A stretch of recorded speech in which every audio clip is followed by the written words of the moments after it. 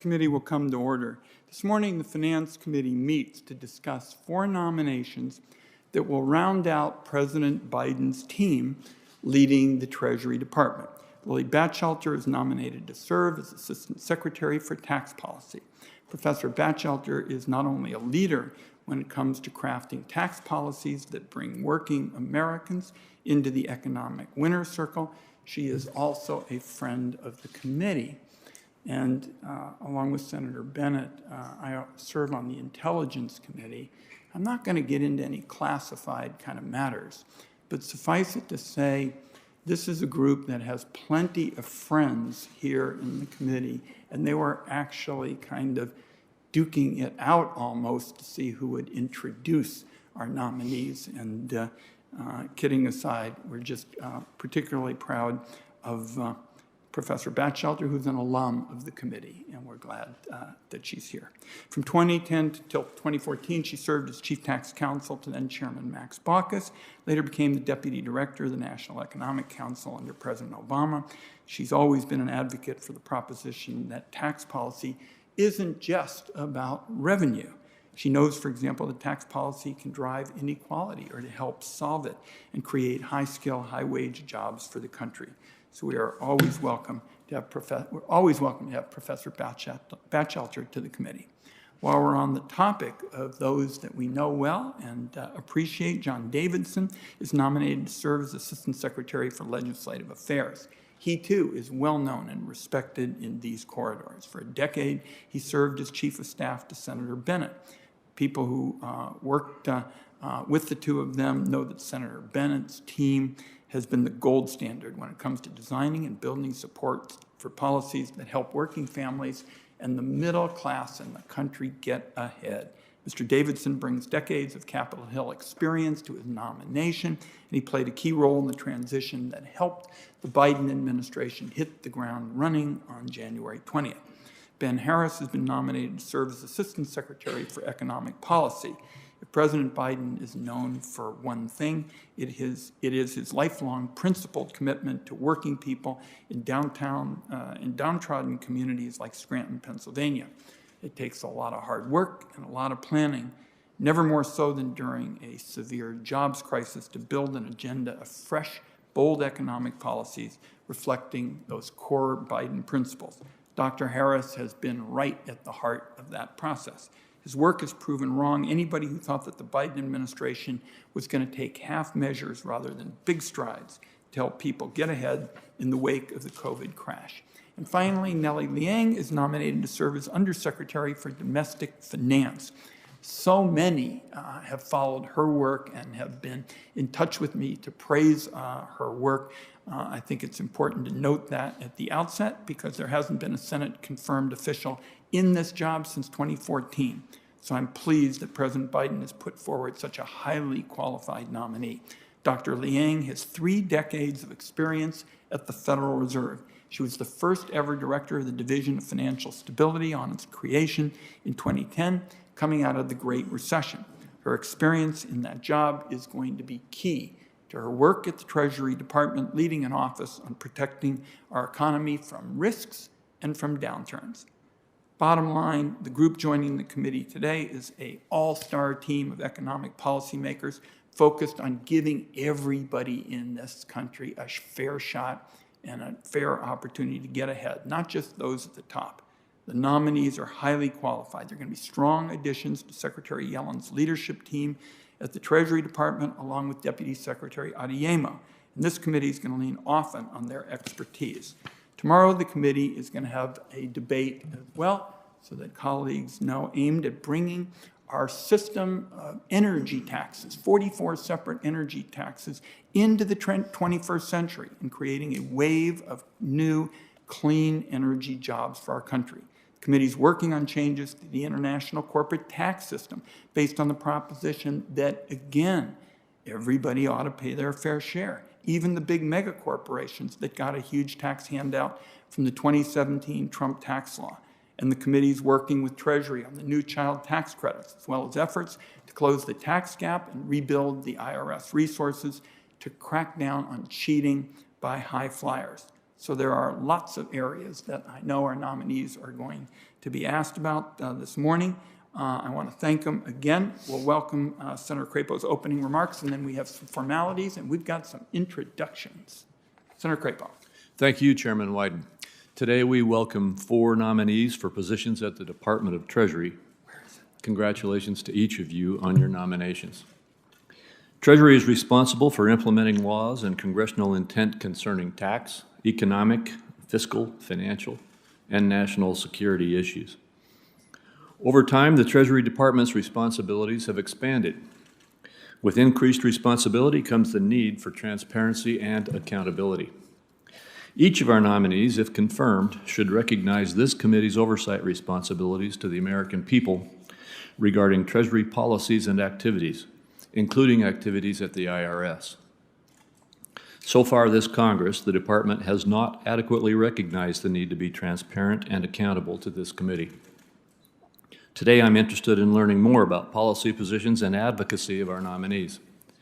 I expect to learn even more from what needs to be robust, complete, and detailed responses to questions, questions for the record that members will ask after today's hearing.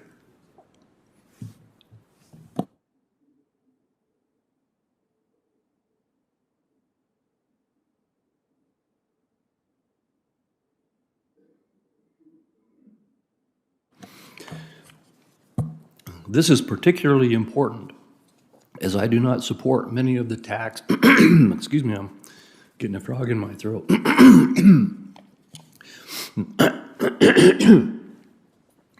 As I do not support many of the tax and financial policies put forward by the administration and some of the nominees here today.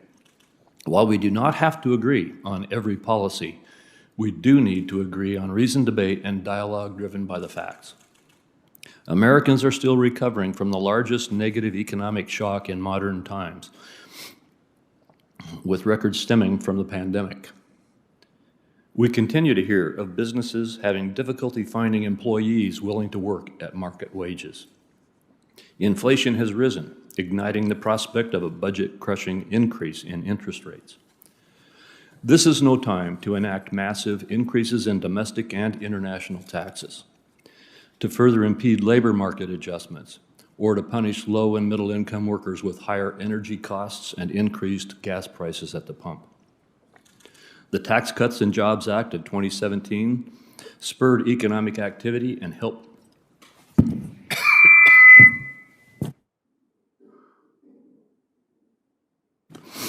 helped lead to historic lows in unemployment rates, particularly for minority workers, and robust wage growth that especially benefited low-wage workers. Reversing those gains with job-killing taxes is not the way to go. It is important to find bipartisan solutions to reignite growth and increase jobs and wages for workers. Mr. Davidson, in your role as Assistant Secretary for Legislative Affairs, you would advise the Secretary on congressional relations and help coordinate Treasury's interactions with Congress. As I said before, there's work to be done at Treasury to improve transparency and accountability and interactions with both sides of the aisle in Congress. Mr. Harris, the Assistant Secretary for Economic Policy, analyzes and reports on current and prospective economic developments both here and abroad, and assists in formulating economic policies. Economic analysis is often speculative, but all views must be heard. Discussions must be based on positive, factual descriptions of what we know or do not know. Normative advocacy has its place, but should not be the only basis for our policy discussions. Ms. Batchelder, the Assistant Secretary for Tax Policy, develops, recommends, and implements federal tax policy on behalf of the Treasury. I do not agree with some of the normative policies for which you advocate and need assurance that, if confirmed, you and others at Treasury give opposing reasoned views a fair shake. Finally, Ms. Liang, the Undersecretary for Domestic Finance, oversees and assists in areas of domestic finance, banking, and other economic matters. I have concerns that some in the administration desire to reimagine financial markets to become more driven by political preferences of one side, and I look forward to learning more about your positions. I again stress the need for each of you, if confirmed, to work across the aisle and to be transparent and responsive. I look forward to your testimony and to detailed responses to your questions. Thank you. Thank you, Senator Crapo. Now we're going to have the introductions. Senator Bennett will introduce Mr. Davidson. Thank you, Mr. Chairman, and thank you to you and Ranking Member Crapo for allowing me to introduce Jonathan Davidson, President Biden's nominee to serve as Assistant Secretary of the Treasury for Legislative Affairs. President Biden could not have made a better choice, and I can think of few people who understand better how government works, and especially Congress, better than John. John served, as you said, Mr. Chairman, on Capitol Hill for over 2 decades. He worked his way up from a job as a body person to the late Senator Sarbanes to eventually become his chief of staff. John spent time in the House of Representatives working for John Sarbanes before returning to this body as chief counsel to Senator Warner, and then, despite his better judgment, as my chief of staff. John served in that role for over a decade, which is virtually my entire time in the Senate. I still believe that John was the best chief of staff in the entire United States Senate, particularly when you consider the hand he was dealt. As my colleagues may remember, I came to this body with no experience in elected office. I was appointed to the job at a time when only 3% of Coloradans knew who I was. I had no shortage of ideas about what I wanted to do, but I had no idea how to do them. John was the perfect partner. And even though we're not that distant in age, he was always more patient, more savvy, more strategic about how to operate the levers of the Senate to make progress for Colorado and the country than I was. And over the past 10 years as my chief of staff, John helped me navigate almost every issue before this committee, from trade and tax policy to fiscal matters, economic competitiveness, and support for working families. John combined an expertise about the issues with a deep appreciation for why they matter to people's lives. John is unusual for someone with such a distinguished career on the Hill because there is no trace of ego about him. He's always been about the work, which is making our institutions deliver for everyday people. John reveres this body. He appreciates how at their best, our institutions can transform the vastly different perspectives across the country into an enduring result that makes a difference in people's lives. He knows that democracy is hard work. There are no shortcuts, and John wouldn't take one even if there were one. He's always led with integrity, discipline, and an inexhaustible drive. He's an excellent manager and mentor of people, and he's certainly been an important mentor to me. Over the past 10 years, I don't know anyone who's worked harder, and I don't know anyone who's taken less credit for what he has achieved. When Senator Brown, Chairman Wyden, and I helped pass the child tax credit earlier this year, the single biggest investment in families in half a century, it was largely because John had helped to pave the way with years of hard work behind the scenes, far from the bright lights and TV cameras. That is who he is. Whatever I've achieved in this job over the past 10 years is a credit to John's leadership and partnership. And whatever my failings in this job, and there have been plenty, they inevitably go back to times when I didn't listen to John. Let me end with this. Jonathan Davidson is a first-rate public servant, a patriot, and a friend. And as much as it pains me to see him leave our team, I take comfort knowing that Treasury may gain a highly effective and respected leader at this pivotal juncture for the country, and that this committee will have a faithful interlocutor at the Department of Treasury. I can't thank John enough for his service to Colorado, and I'm so grateful to his wife, Erin, and his kids, Leo, Mia, and Serena, for allowing John to give so much of himself to our team over the past 10 years. I urge my colleagues from both sides to confirm this exceptional nominee. A terrific send-off, Thank you, Senator Bennett. Senator Warren. Thank you, Chairman Wyden, and thank you, Ranking Member Crapo. I am pleased to have the opportunity to introduce Professor Lily Batchelder of Massachusetts, who has been nominated to be our next Assistant Secretary for Tax Policy. Now, Lily already has an impressive track record of fighting for equity and efficiency in our tax system in government and in academia.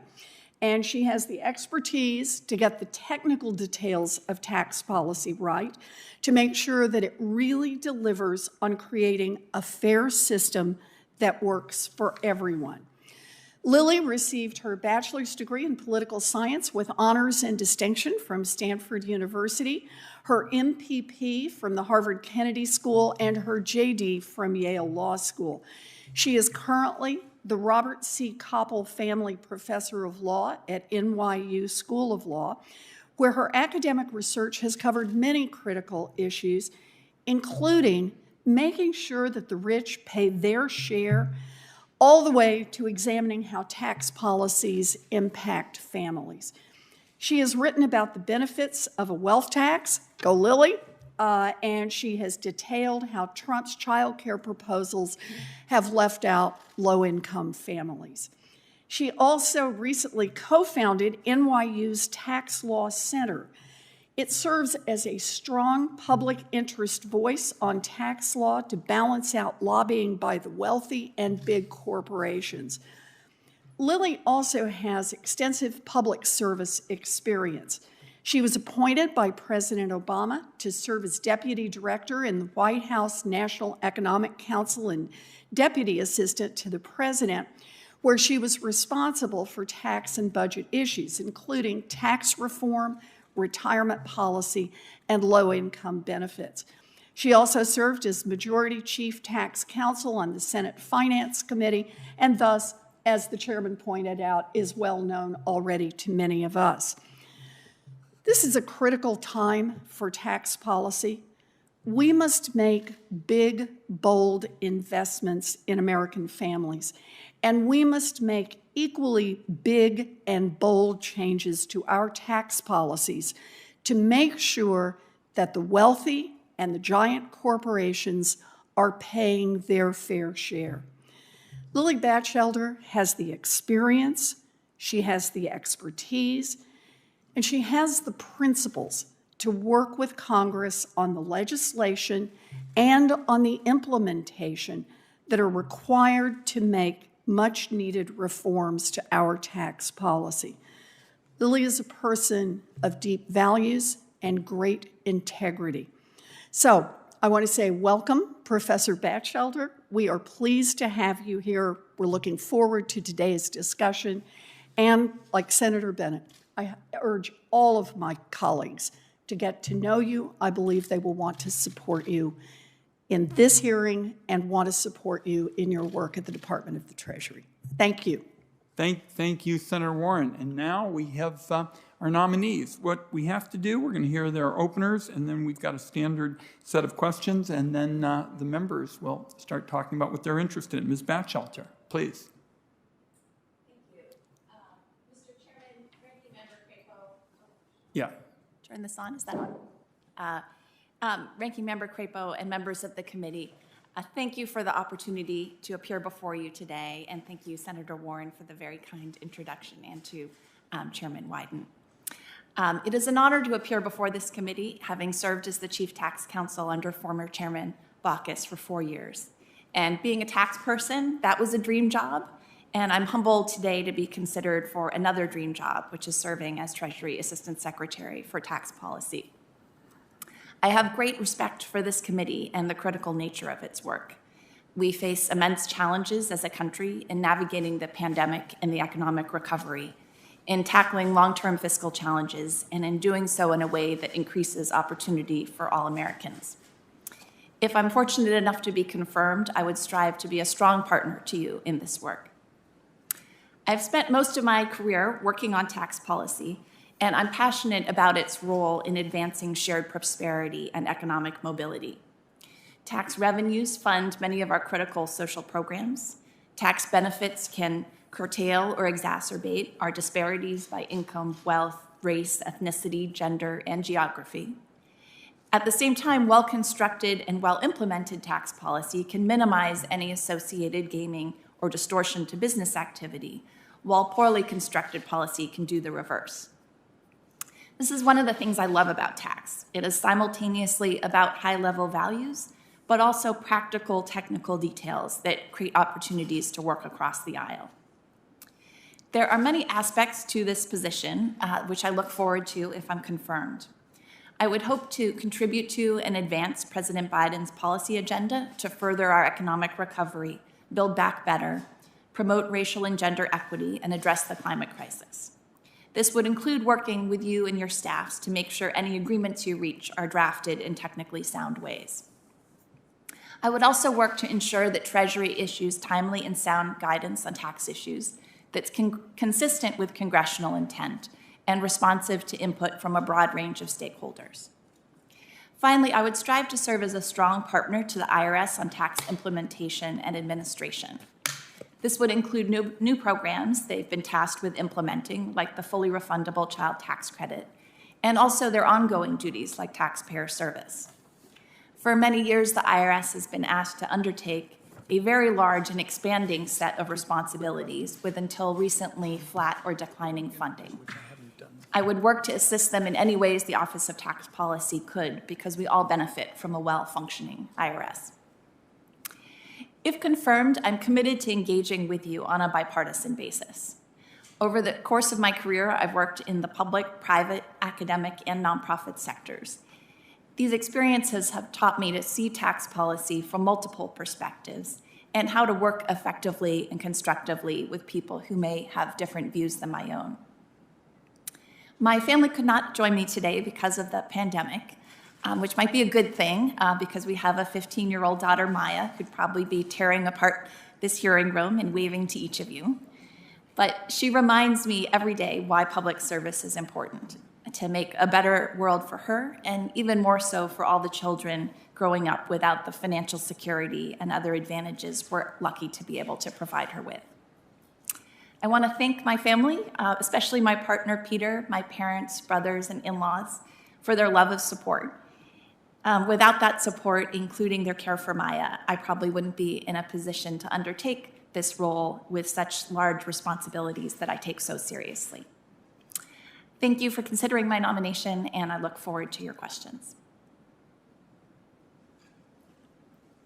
Thank you, Ms. Batchelder. Mr. Davidson. Thank you, Chairman Wyden. Mr. Chairman, Ranking Member Crapo, and members of the Finance Committee, I appreciate the opportunity to appear before you today. I'm honored by President Biden's nomination and to have the chance to serve under Secretary Yellen.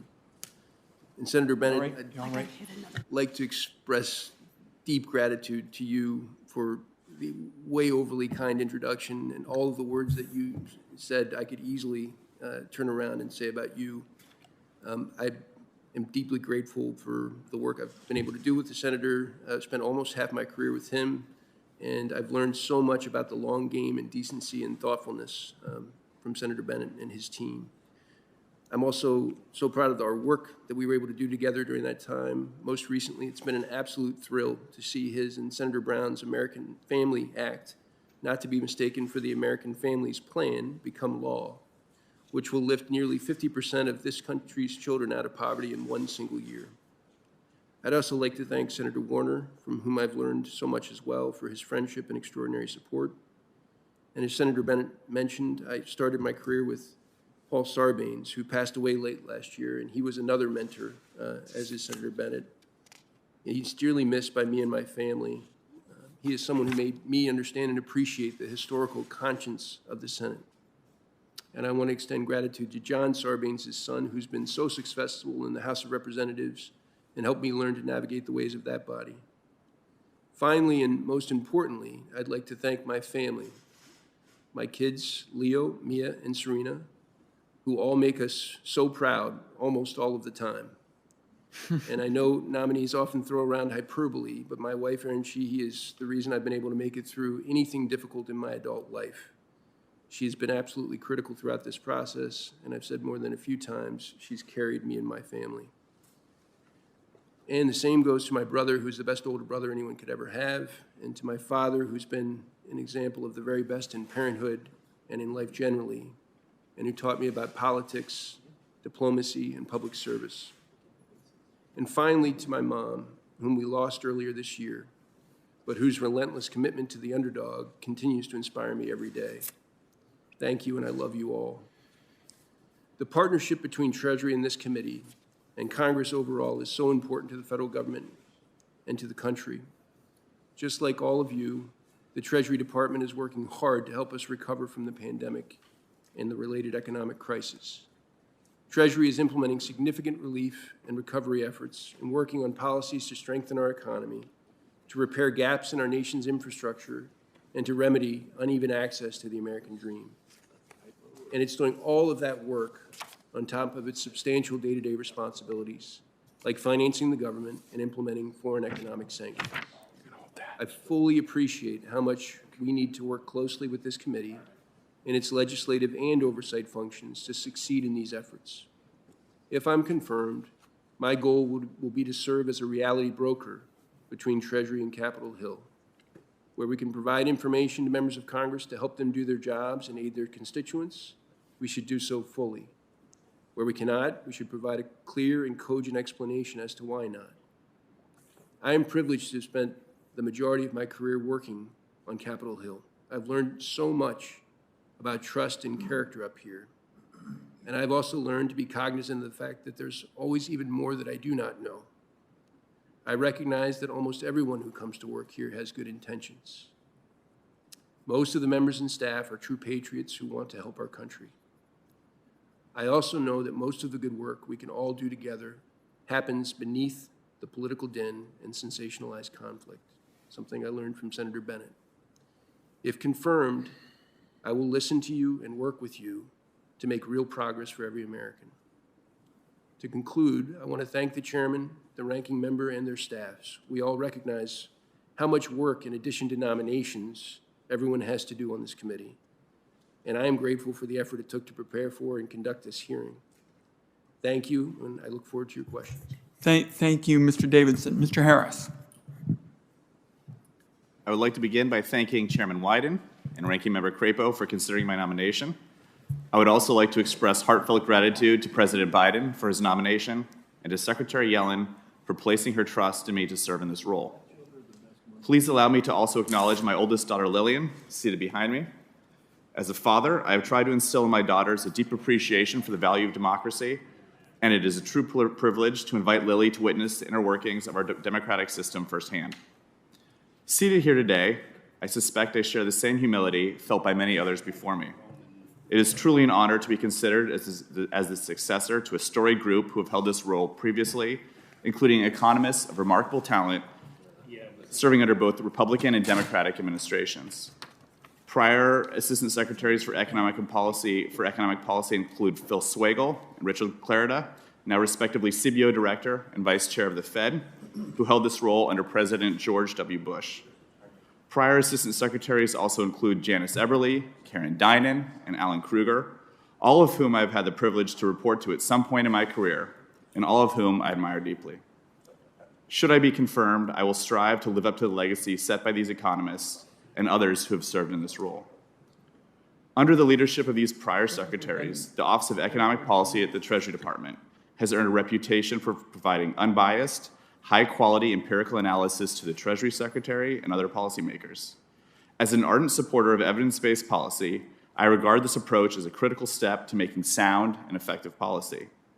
After roughly 2 decades spent working in the policy arena, one of the most important lessons I've learned is that good policy usually follows good analysis. Indeed, I believe that a commitment to following the data and evidence should help lead our economic decision-making as we transition between recession and recovery. In times of marked uncertainty, such as the current period, it is my view that embracing robust and timely analysis is the only way to get it right. I cannot tell you with certainty how our economy will emerge from this crisis, but I do know that we will better understand the challenges facing our country if we prioritize data and evidence. If confirmed, I am eager to work with the members of this committee and your staffs on a collaborative and bipartisan basis. As a former Hill staffer, I'm well aware of the importance of cooperation between the executive and legislative branches and understand that superior policy is a byproduct of robust collaboration and frequent communication. This preference for collaboration is further driven by my deep respect for this committee, which regularly confronts some of the most vexing and important economic challenges facing our country. It is not lost on me that I have much to learn from the insight of this committee's members and its staff. I would like to conclude by thanking my family, my wife Jessica, and my daughters Lily, Juliet, and Annie for their support and patience. Through my 3 prior stints in public service, they have learned that my desire to serve the American public comes at a cost to them, and I am grateful that they are willing to share my time with the U.S. Treasury Department. Thank you for your consideration. Thank you very much. Next, Ms. Liang, welcome. Thank you, Chairman Wyden, Ranking Member Crapo, and members of this committee. Thank you for the opportunity to appear before you today. I'm truly honored to have been nominated by President Biden to be Undersecretary for Domestic Finance at the Department of the Treasury and by the trust of Secretary Yellen. I'm grateful to the committee for considering my nomination. I'm also grateful for the support and love of my husband of 37 years, Ken Howard, who is here with me today, and my children, Greg and Kim, who may be watching. I would also like to recognize my parents, who immigrated to this country many decades ago with very little beyond their life values. But they believed that in this country, if their children went to school, worked hard, and committed to family and community, they would have many opportunities to contribute to this country's potential and share in its prosperity. I'm an economist by training and have spent many years in public service. I have studied extensively and have seen up close how financial institutions and financial markets affect economic and financial stability.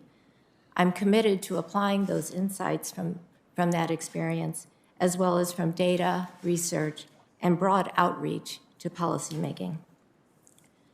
The pandemic revealed fragilities in the economy, especially in some communities that were least able to bear the burden. It also revealed fragilities in parts of the financial system. If confirmed, I will work to support the President's and the Treasury Secretary's priorities and to work with this committee to promote a financial system that will lead to more sustainable and more equitable economic growth. In doing so, I will build on the strengths of the U.S. financial system, which is the world's strongest, providing trillions of dollars of credit to households, businesses, and governments each year to support their spending and investment. The system has demonstrated time and again its ability to adapt to new changes in demands for services and in technology, bringing about significant changes in how financial services are delivered. New technology today, such as in digital assets, will likely lead to more significant changes. If confirmed, I look forward to working with members of this committee and others to ensure that the evolving financial system continues to meet the needs of the American people. I will work to improve credit access to the underserved communities, including through implementation of programs at Treasury that provide both capital and technical assistance to small businesses and underserved communities. In addition, while our dynamic financial system spurs growth, it can also lead to regulatory gaps over time. I will work to ensure we are adopting policies that recognize these changes, to ensure customers and investors are informed and protected, and risks to financial stability are mitigated. In addition, a critical responsibility for Treasury is to manage the costs of government financing. The Treasury securities market is the deepest, most liquid market in the world. The country benefits from the special attributes of Treasury securities. I believe it is critical that we ensure the Treasury market functions well in periods of stress.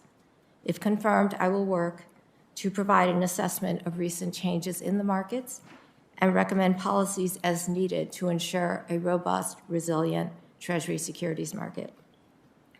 I recognize these efforts would take significant communication with the members of this staff and of this committee. If I were to have the honor of serving in the Treasury Department, I would very much look forward to working closely with you and your colleagues. Thank you again for the privilege of appearing before you today, and I look forward to answering your questions. Thank you very much, Ms. Liang. Now, for all of you, there's some obligatory questions I'm required to ask of each of you before we turn to member questions. First, is there anything that you're aware of in your background that might present a conflict of interest with the duties of the office to which you have been nominated? We'll just go right down and let each of you answer yes or no. No. No. No. Second, do you know of any reason, personal or otherwise, that would in any way prevent you from fully and honorably discharging the responsibilities of the office to which you've been nominated? No. No. No. Third, do you agree without reservation to respond to any reasonable summons to appear and testify before any duly constituted committee of the Congress if you're confirmed? Yes. Yes. Yes. Yes. Finally, do you commit to provide a prompt response in writing to any questions addressed to you by any senator of this committee? Absolutely. Yes. Yes. Yes. Very good. I appreciate all of your responses. We're now going to go to the 5-minute rounds for members. I'm going to start with you, Professor Batchelder.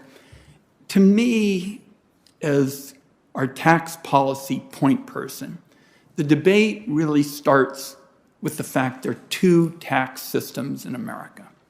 There is one tax system for the nurse in Medford, Oregon, who is treating COVID patients. And that nurse is required to pay taxes with every single paycheck. And then there is another tax system in America. And that's for billionaires, for example, who have accountants and lawyers who are deeply skilled. And to a great extent, their taxes are optional. They can pay what they want when they want to. So given this double standard with respect to taxes in America, it is especially important to make sure that the Internal Revenue Service collects the dollars that the American people are owed. And I'm going to be introducing legislation shortly with colleagues to make sure that the IRS has the tools to be actually able to collect those funds, say, from wealthy tax cheats that the American people are owed. So my first question to you is, what is your sense of the size of the tax gap?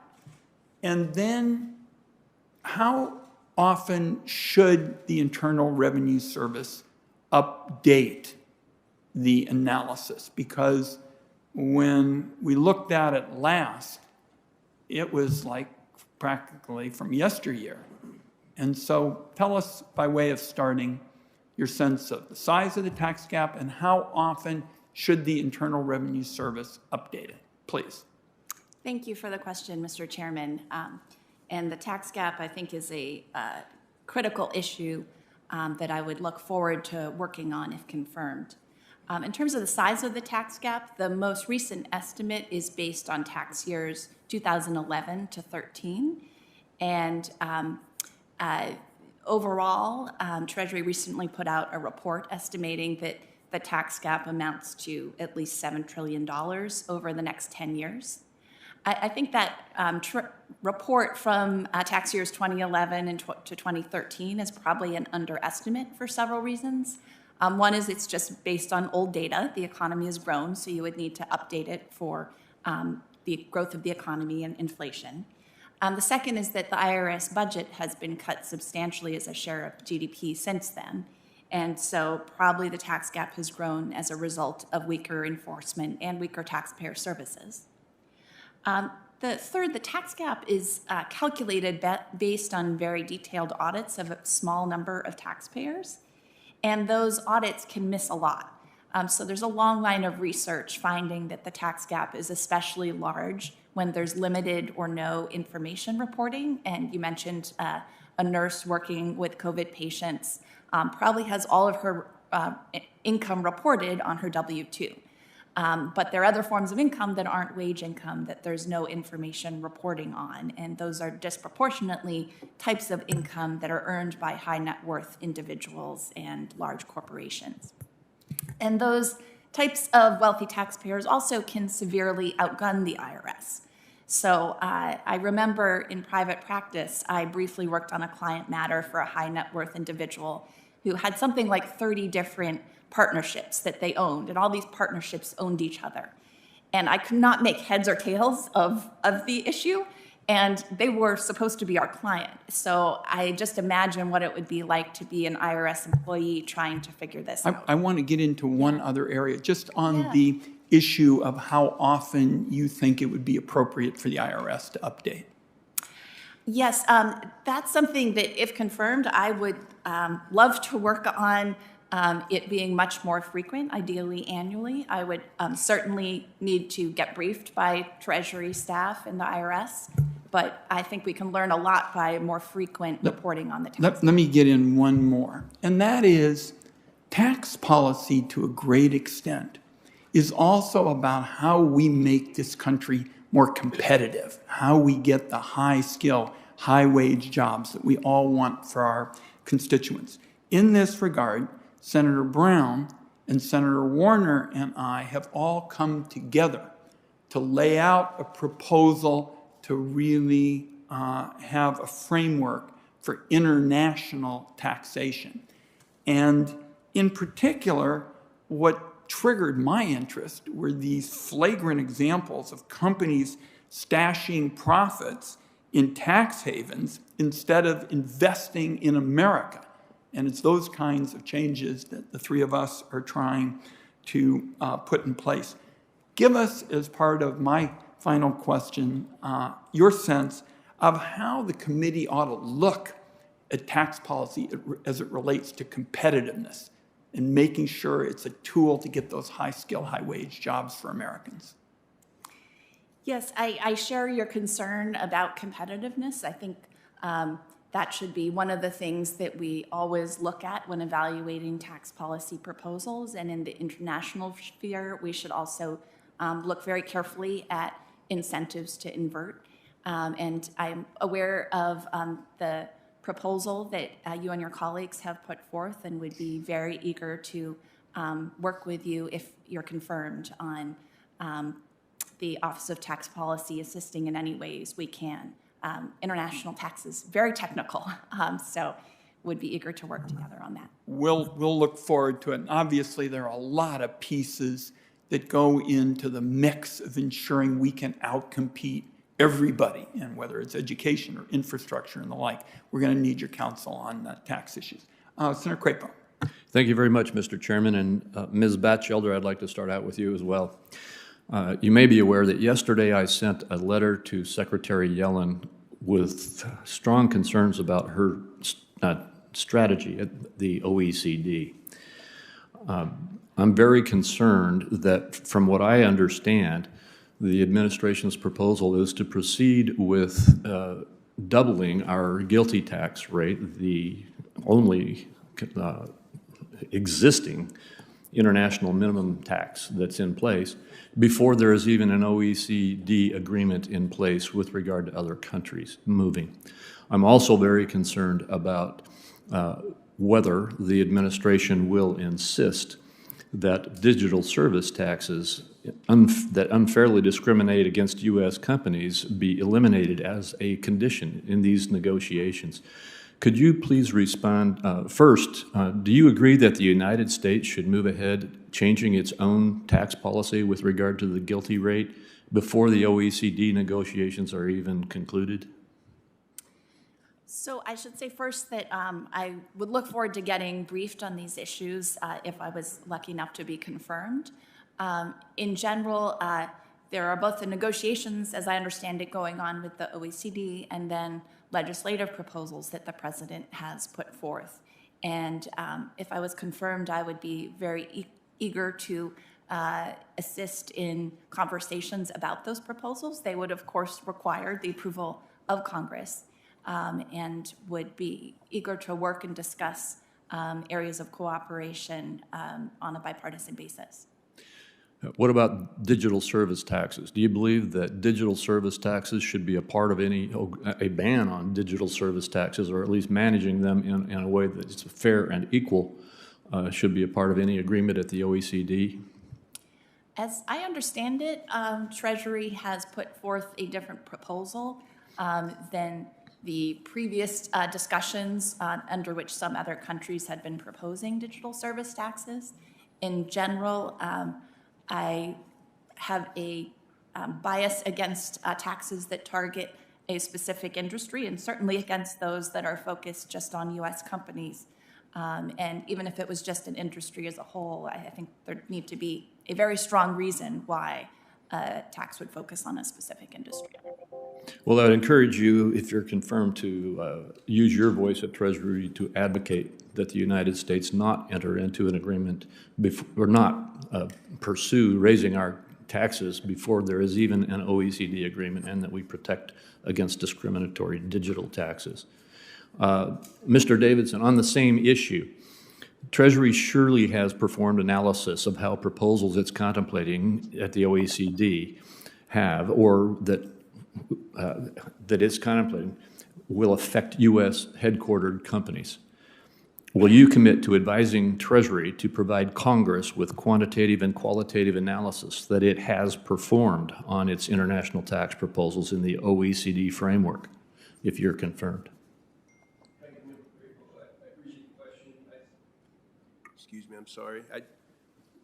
Treasury would like very much to work in a collaborative way and to provide analysis and hopefully we will meet that standard. If I'm privileged to be confirmed, I would very much look forward to working with you and your staff on providing that kind of analysis. Well, thank you very much. And Ms. Liang. Actually, I want to hold off and move to Mr. Harris again. The President has, and various administration officials have identified that under the administration's tax proposals, nobody making under $400,000 a year will have their taxes increased. Nobody means an individual, as I read it.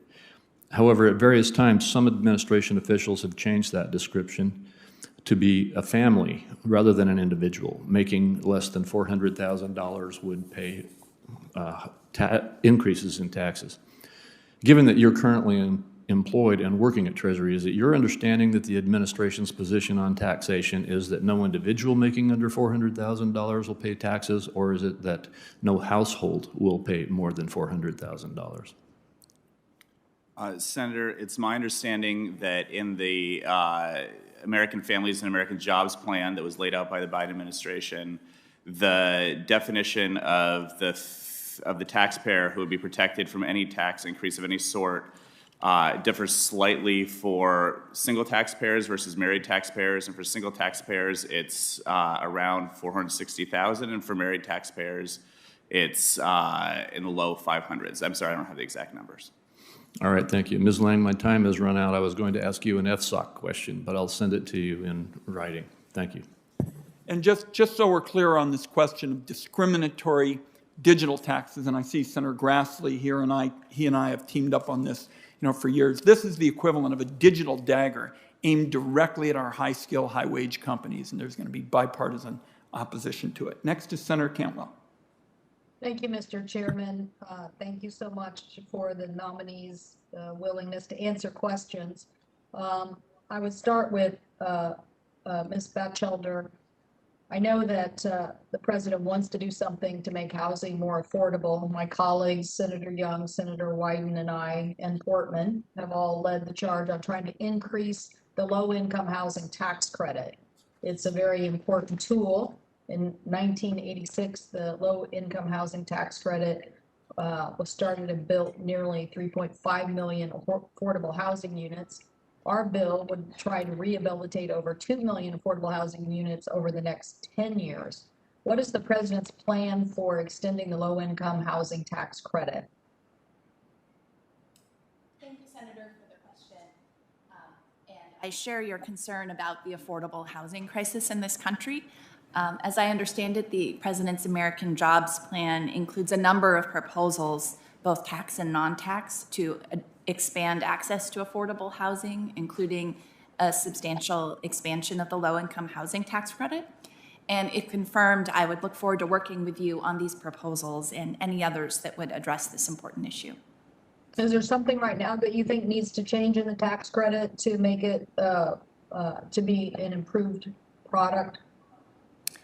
If confirmed, I would certainly want to get briefed on the issue, but as I understand it, the president has proposed a large expansion to it, and we certainly, in Washington State and elsewhere, need a lot more affordable housing. And so I think looking at ways to make it more effective and more available would be important.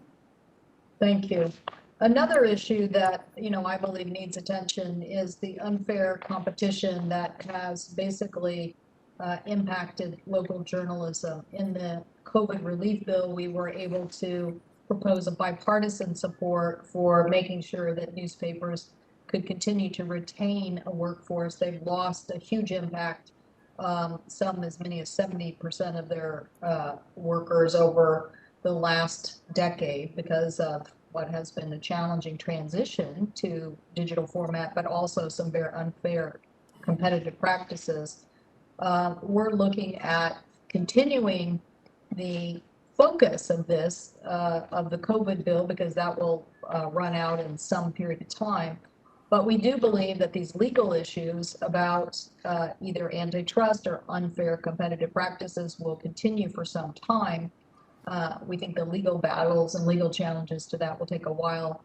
So I want to know if you or the administration is supportive of a continued tax incentive for retaining and keeping local journalism workforce in the United States. That certainly sounds like a very important issue, Senator, and if I was confirmed, I would look forward to getting briefed on it and discussing it with your staff and working together. If you could take that back to your colleagues at Treasury, because we're definitely going to be proposing this. We're definitely going to want to continue to have competitive voices. I would love to even see the Treasury Secretary speak out about this. Why? Because we all know that perfect information helps us have functioning markets. And in fact, when we haven't had perfect information, we didn't have quite functioning markets. So competitiveness in journalism, the many voices to basically continue to review and get information correct, I think is essential to our economy. And so I will hope that people will take that information and help be supportive of this effort to retain this workforce instead of continuing to lose at a very dramatic moment what is the essence of competitive voices. Some colleagues have suggested we're just going to have, one publication over here and one publication over there, and they're going to speak with these voices. That's not what our country's been built on. Our country has been built on the diversity of voices that, again, as I said, help us get not just FOIA and information, but really help us oversee it and make sure that our markets and the information that it takes for our economy to function actually has the right and perfect information. So look forward to hearing from both Treasury and the Biden administration on this issue. Thank you, thank you, Chairman Wyden. Thank you, Senator Cantwell. Next will be Senator Grassley, followed by Senator Carper. Yeah, Ms. Batchelor, there's a big concern in my county meetings that I had over the last Easter break and May break about the stepped up basis. Farmers and small business are very concerned about it. I'm going to give you a little bit of history that you probably know the details as much as I do, but Congress experimented with something similar in the president's stepped up basis proposal in the Tax Reform Act of '76. This proposal did not subject the gains to an immediate tax, but generally replaced the stepped up basis with a carryover basis. This proved very unworkable and led to outcries. I was just a member of the House at that time. I wasn't even on the Ways and Means Committee, but this outcry led me to work with a senator then, Harry F. Byrd of Virginia, and through what we did at that particular time, Congress almost immediately postponed the rule and changed the ultimate and ultimately repealed it in 1980. Now, the president's proposed transfer tax has some of the same problems of trying to determine basis after an owner has passed, particularly if the farm has been in the family for generations. It's almost impossible to impossible to determine basis. So my question to you, but I want to put two questions together. So the first question is, given this proven unworkable in 1976, why do you think this time it's any different? And then in regard to the second question, along the same issue of stepped up basis, the president's description of the proposal claims that it will have protections for family farmers and businesses, but has no specifics. So one, about the unworkable proposal in 76, why is it any different this time? And can you provide any detail on what protections family farmers and small business would have so we don't have a repeat? Thank you very much for the question, Senator. I am aware of the provision that was passed in the 70s and how it was repealed before it was enacted or went into effect. As I understand it, it was not a particularly well-designed provision. And actually, in the Bush tax cuts, there was a provision that enacted carryover basis for the year of 2010. It was repealed after 2010. But we did have carryover basis during that year under the Bush tax cuts. And I have not heard of very large issues that happened because of that, but I would certainly want to learn more and would be eager to work with you on this issue. In terms of the treatment of family farms and businesses, as I understand it, reading the proposal, it would it would delay any tax due for all family farms and businesses until it was no longer owned and operated by the family. And there are some precedents for this kind of provision that I worked on back in my time with Chairman Baucus, former Chairman Baucus. But I would be eager to work with you and your staff, if confirmed, to make sure that that was drafted in a way that was workable and technically sound. Okay. Please understand that this is a major concern, particularly in agriculture, but I think small business. I'll go back to my last question to you as well. The president and many of my Democrat colleagues often complain about companies paying zero tax. However, frequently the reason a profitable corporation pays no tax is because it's eligible for tax incentives such as green energy incentives. Recently, there's been a proposal from both sides of the aisle to make incentives in the green energy space essentially refundable by providing a direct pay option. This option is included in the chairman's technology neutral proposal. Given concerns about companies paying no tax, do you have concerns that a direct pay option could result in companies having a negative tax liability? Well, I would certainly want to get briefed in more details on the proposals, but in general, it strikes me as valuable to look at technology neutral incentives for clean energy.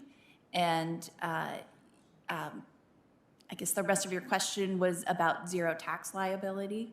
I would say in general, I have some work looking at taxpayers' payments over time and find it helpful to look at whether it is individuals or companies are paying over time rather than a one-year snapshot. Thank you, Mr. Chairman. Thank you, Senator Grassley. Senator Carper is next. Ms. Batchelder, welcome home. Great to see you, Lily.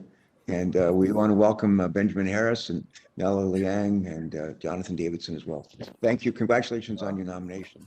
And our thanks to you for your willingness to serve. Our thanks to your families, those that are present and those that are not, for their willingness to serve each of you with all of us and with a grateful nation. question, if I could, Ms. Batchelder. In your testimony, you stated your desire to be a strong partner to the IRS. Should you be confirmed, how would you work with the IRS to effectively address the tax gap?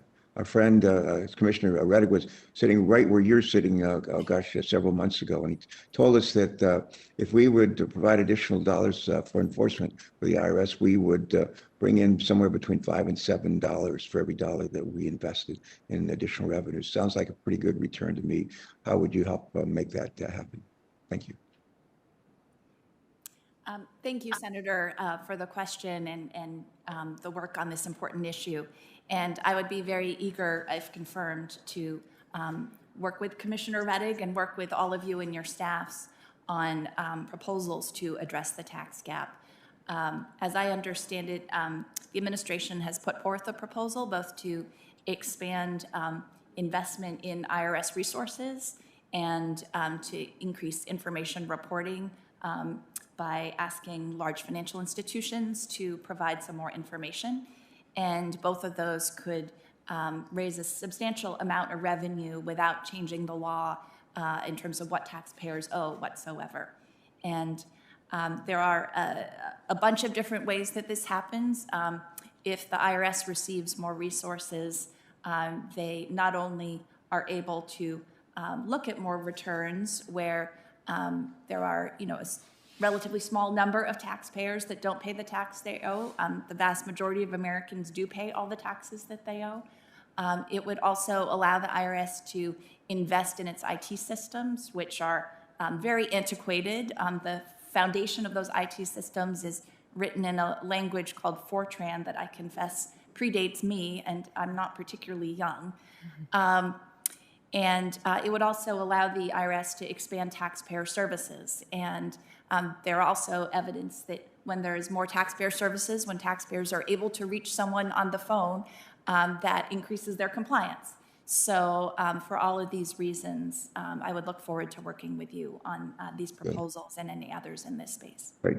Thank you for that response. Let me ask one question for all the panelists that are seated before us. What tools, I chair the Senate Committee on Environment and Public Works. We focus hugely on climate change and other issues, including this very week, service transportation legislation. But what tools for each of you, what tools and policy levers under the jurisdiction of your respective roles in Treasury should we utilize to tackle climate change and build a clean energy economy? What tools and policy levers under the jurisdiction of your respective roles in Treasury should we utilize to tackle climate change and build a clean energy economy? And Jonathan Davidson, would you go first, please? Thank you, Senator Carper, for that question. I think Just be crisp and succinct, if you will, so everybody can make a comment. Go ahead, Jonathan. Sure. Just briefly, I know the others will have responses, but I think leadership and collaboration are the tools that we should use if I'm privileged to be confirmed in my role, and we look forward very much to working with you. We know how much of a leader you are in this area and in the crossover between the infrastructure provisions that this administration is proposing and the need to address climate change. And so we look forward to your partnership with us and vice versa. Thank you so much. Nellie Liang, Ms. Liang.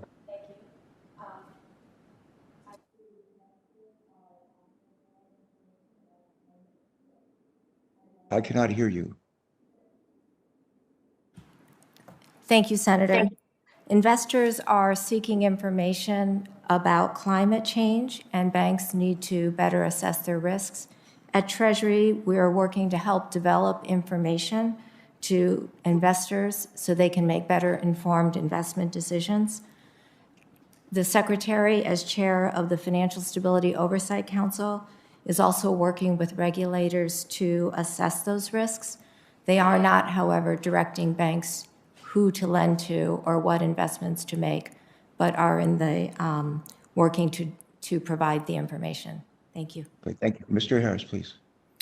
Thank you, Senator. I know you're a leader in this area. So I agree with Jonathan's answer around collaboration. I agree with Nellie's answer around transparency. I might also add that now is an important period for robust public investment in the way we produce and consume energy. So this can include, for example, subsidies for more efficient household appliances. It can also include policies like the Clean Energy Standard that were included in the Jobs Act. Thank you. And Lily, just briefly, a brief comment, please. Yes, I understand that the president has put forth a number of proposals in this space that I would be eager to work with the committee on, if confirmed. And I also know that you are marking up a energy tax bill tomorrow. So I think that's another example of something that, if confirmed, I would be very eager. Thank you, Senator Carper. Senator Portman is next, if he's there. Thank you, Mr. Chairman. First of all, welcome to Professor Batchelder, back to the committee, and to all the other Treasury nominees. You all have an important role to play here as we try to get this economy back on track post-pandemic. We're very concerned, as you know, about what we see in terms of inflation. We're concerned about the jobs market. We have 8.1 million jobs open right now, which is the most in the history of our country. And a lot of employers in all the states we represent are telling us they just can't get workers. Interesting Wall Street Journal article today about what all of us would suspect, which is that companies are learning how to automate more and spending more of their resources on technology and automation to avoid having to worry about not having enough workers.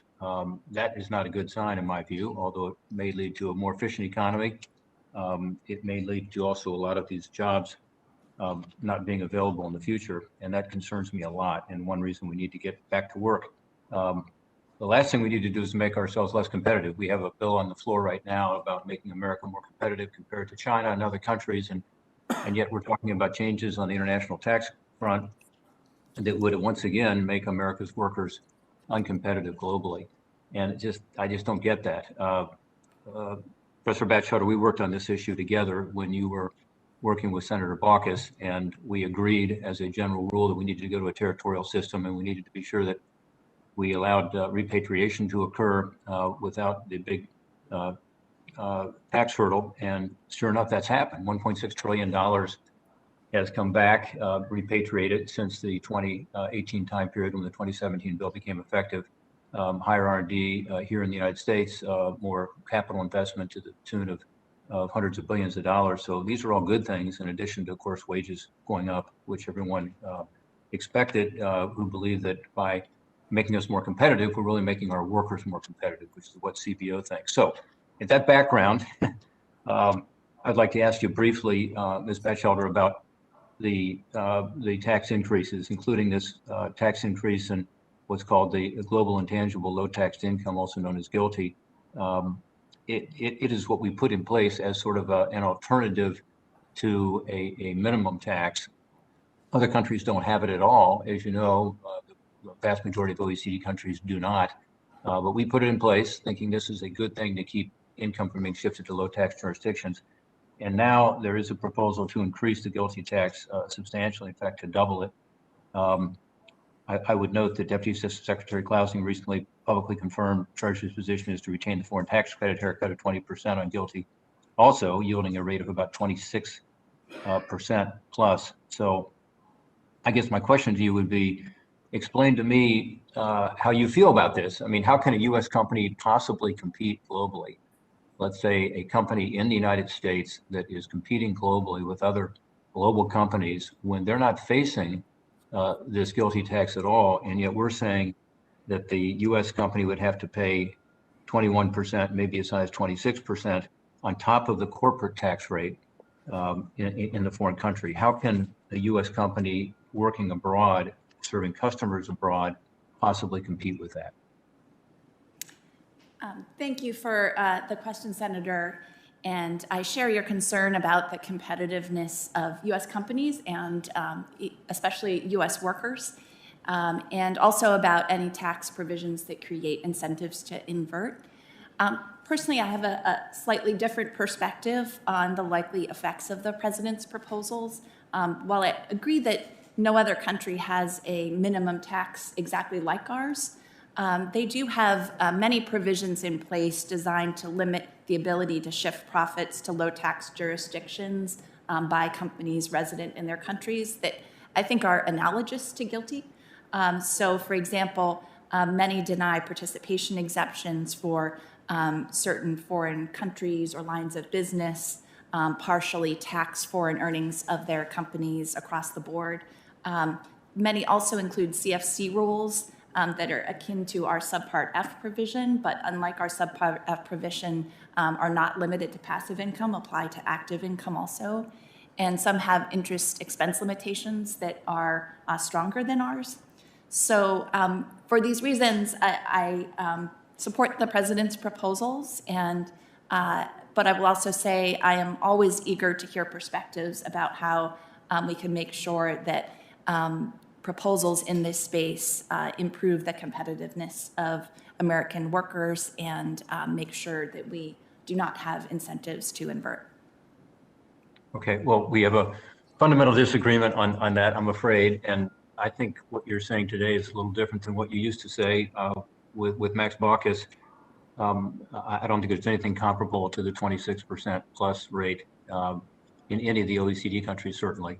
And I look forward to a further conversation to you about that because I feel very strongly that this is going to hurt the very workers we finally have made competitive and finally got their wages going up. And so we look forward to that conversation. I hope you'll be open to the points of view, not so much of me and other members of this committee, but the people who are in the trenches making these decisions every day. I'm concerned about some of the academics at Treasury and at the White House who have this theoretical view, but it's not consistent with the reality of people trying to sell stuff overseas using American. My colleague's time has expired. Senator Cardin is next. Thank you, Mr. Chairman. And I also want to extend my thanks to all four of our nominees for their willingness to serve at this critical time in our nation. But a special shout out to Jonathan Davidson. I got to know Jonathan when he was on Senator Sarbanes' staff. I know how much Senator Sarbanes valued that relationship. Obviously, he moved on to Congressman Sarbanes, and then Senator Warner and Senator Bennett. So a shout out, we're very proud of this nomination, and we know that you'll serve well in this role with congressional relations. I want to ask Ms. Batchelder a question concerning pensions, but let me set this up first, if I might. Treasury has a great deal of jurisdiction over the issues of fairness in our society, and I've heard President Biden talk about narrowing the systemic discriminations in our system. And we know that we have discriminations in our tax code, and the Chairman talked about that in his first question. We have challenges in entrepreneur opportunities. We have challenges in economic development.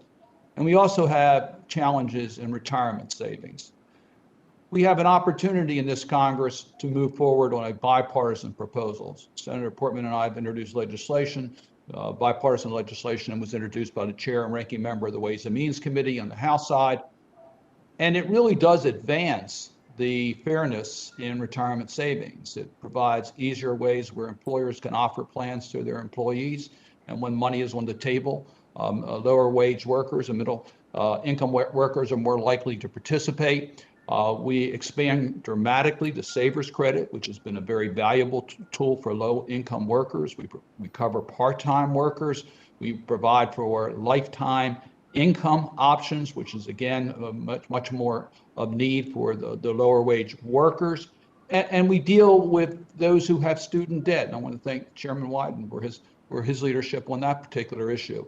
So my question to you is that, knowing that we have a bipartisan opportunity, will this be a priority if you're confirmed to be able to work with us to move pension legislation, retirement savings legislation in this Congress? Absolutely, Senator. I am aware of your longstanding work with Senator Portman on this issue and would be very eager, if confirmed, to work with you on expanding access to easy ways for people to save. There's a lot of evidence that making it simple and easy for people to save for retirement increases the amount and likelihood of saving retirement, and also that there's sort of a patchwork of coverage, and that particularly low-wage workers, workers of color, I believe workers in rural areas, workers at small businesses are less likely to have access to an employer-based, easy way to save for retirement, and I would be eager to work with you if confirmed on these issues. Thank you. I want to ask you one question about paid tax preparers. That the chairman has been very engaged in this also. We know about the complexities that have been put into our tax code. We hear about the challenges on taking the earned income tax credit and how so many of these mistakes have been made by the incompetency of paid tax preparers, and yet the IRS does not have the capacity to regulate. How high of a priority will it be to seek congressional authorization so the IRS can in fact regulate the paid tax preparers? I believe this proposal was in the recently issued report on tax compliance by the Treasury Department, and I would be eager to work on any efforts to regulate unregulated tax preparers and make sure. I should emphasize, when we talk about the tax gap, we should be thinking about it as people purposely not paying their taxes. There are also people who unwittingly may not pay all the taxes they are owed because unregulated preparers are giving them bad advice. So I would be eager to work on this issue. And the tax gap is huge, and we really need to deal with it. And it adds to the systemic discrimination in our system. But the other end, there are taxpayers who are entitled to benefits that are not able to get those benefits because they can't access that. So our programs to provide assistance to lower wage workers so they can get their benefits is also an important element in this. I look forward to working with you all on these issues. And again, I thank you for your willingness to serve our nation. Thank you, Mr. Chairman. Thank you, Senator Cardin. Senator Bennett. Thank you, Mr. Chairman. Mr. Davidson, we've had a lot of conversations over the years about what's working well here and what's not working so well here. And I wonder if you could share with the committee your thoughts about how we can achieve important priorities together in a tough political environment, and and I'd be interested to hear whether you've confirmed you and the department can play a role in facilitating greater cooperation, including on the important issues this committee addresses. Thank you, Senator, for that question. And I'll start with an example. Just before I left your office and your team, we were able to work with Ranking Member Crapo just preliminarily on some legislation, and he and his team were in a very difficult political environment and stuck with that process all the way through, kept his word all the way through, and took arrows. And I think that's a starting point for bipartisanship, is that kind of courage. It's evidenced across a lot of the members of this committee. And again, it goes back to working beneath the political crossfire. I also think, Senator, that one of the things that you've taught me is that going and standing in the shoes of people that aren't going to vote for you and learning from those communities about how to fashion policy in a way that's designed for everybody in the country and designed to serve the interests of people that are never going to agree with you. That's something that I've learned deeply through my work with you, and my ability to understand that has, I think, helped me understand the policy process a lot better. So I think it's, there's a lot of evidence, especially on this committee, that there's plenty that we can do. And I think as long as we take the time to listen, and if we are patient and believe each other, I think there's progress to be made. But I appreciate the question. Mr. Chairman, I also want to call the nominees' attention to, all the nominees' attention to the Social Impact Partnership to Pay for Results Act, which was a bill that I wrote with Senator Young, bipartisan legislation that offers an innovative way to improve the effectiveness of certain social services. After a rigorous review, the CIPRA Commission approved 8 applications in November 2019, including projects in my state of Colorado, as well as those of Senators Young, Langford, and Scott. And to date, the Treasury Department has only released 1 of the 8 approved grants. 2 years after applications were due, the other 7 projects, including the 4 in states represented by senators on this committee, are still delayed, leaving communities and families in limbo. I guess, Mr. Harris, if confirmed, can you commit to looking into this to make sure that we can figure it out?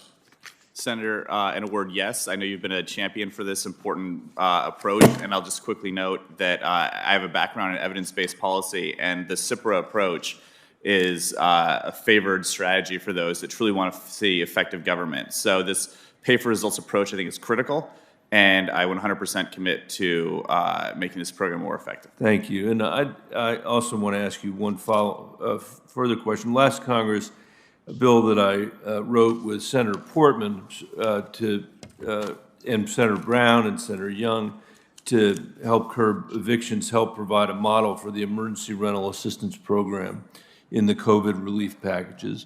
The version of the bill we're working to reintroduce this Congress will include a substantial permanent program to provide emergency rental assistance for eviction mitigation. What are your views on the eviction and housing crises, and what role should the Treasury and the federal government play in mitigating these crises? So I think that when economists have studied the economic disruption from eviction and foreclosures, we have realized that there's longstanding economic costs and that policymakers should do everything we can to avoid them while having a well-functioning housing market. The actions taken by Congress to provide emergency assistance during COVID, I think, were critical in forestalling and avoiding that type of economic disruption. We need a more permanent system. So I'm supportive of legislation which puts in place a better safety net for Americans, homeowners, and renters. Thank you, Mr. Chairman. And with my final 20 seconds, I want to thank all the nominees for your willingness to serve. We're very grateful to every one of you and to your families. And I hope you'll express to the Treasury Secretary how grateful we are for her fulfilling her commitment to make the child tax credit payable on a monthly basis starting in July. We deeply appreciate that. And thank you for your terrific work on this. And one of your partners will be next, Senator Brown. Thank you. Thank you, Mr. Chairman. And thanks to the comments and always pushing hard on child tax credit, Senator Bennett, my friend from Colorado. I want to start by commending each of the nominees for their commitment to public service. You've all had years of federal experience. I thank you for the willingness to come back and serve your country. Mr. Davidson, special shout out to you. Thank you for your service to the questioner right before me, to Senator Bennett. You were a big part of our efforts over the years to expand the earned income tax credit and the child tax credit. And I know your commitment will continue at Treasury, so thank you. And Ms. Batchelder, I'd like to start with you. One of the most important parts of the ARP was the expansion of the child tax credit. The IRS commissioners told us that IRS is ready for the monthly distribution, as Senator Bennett just mentioned, to start in July.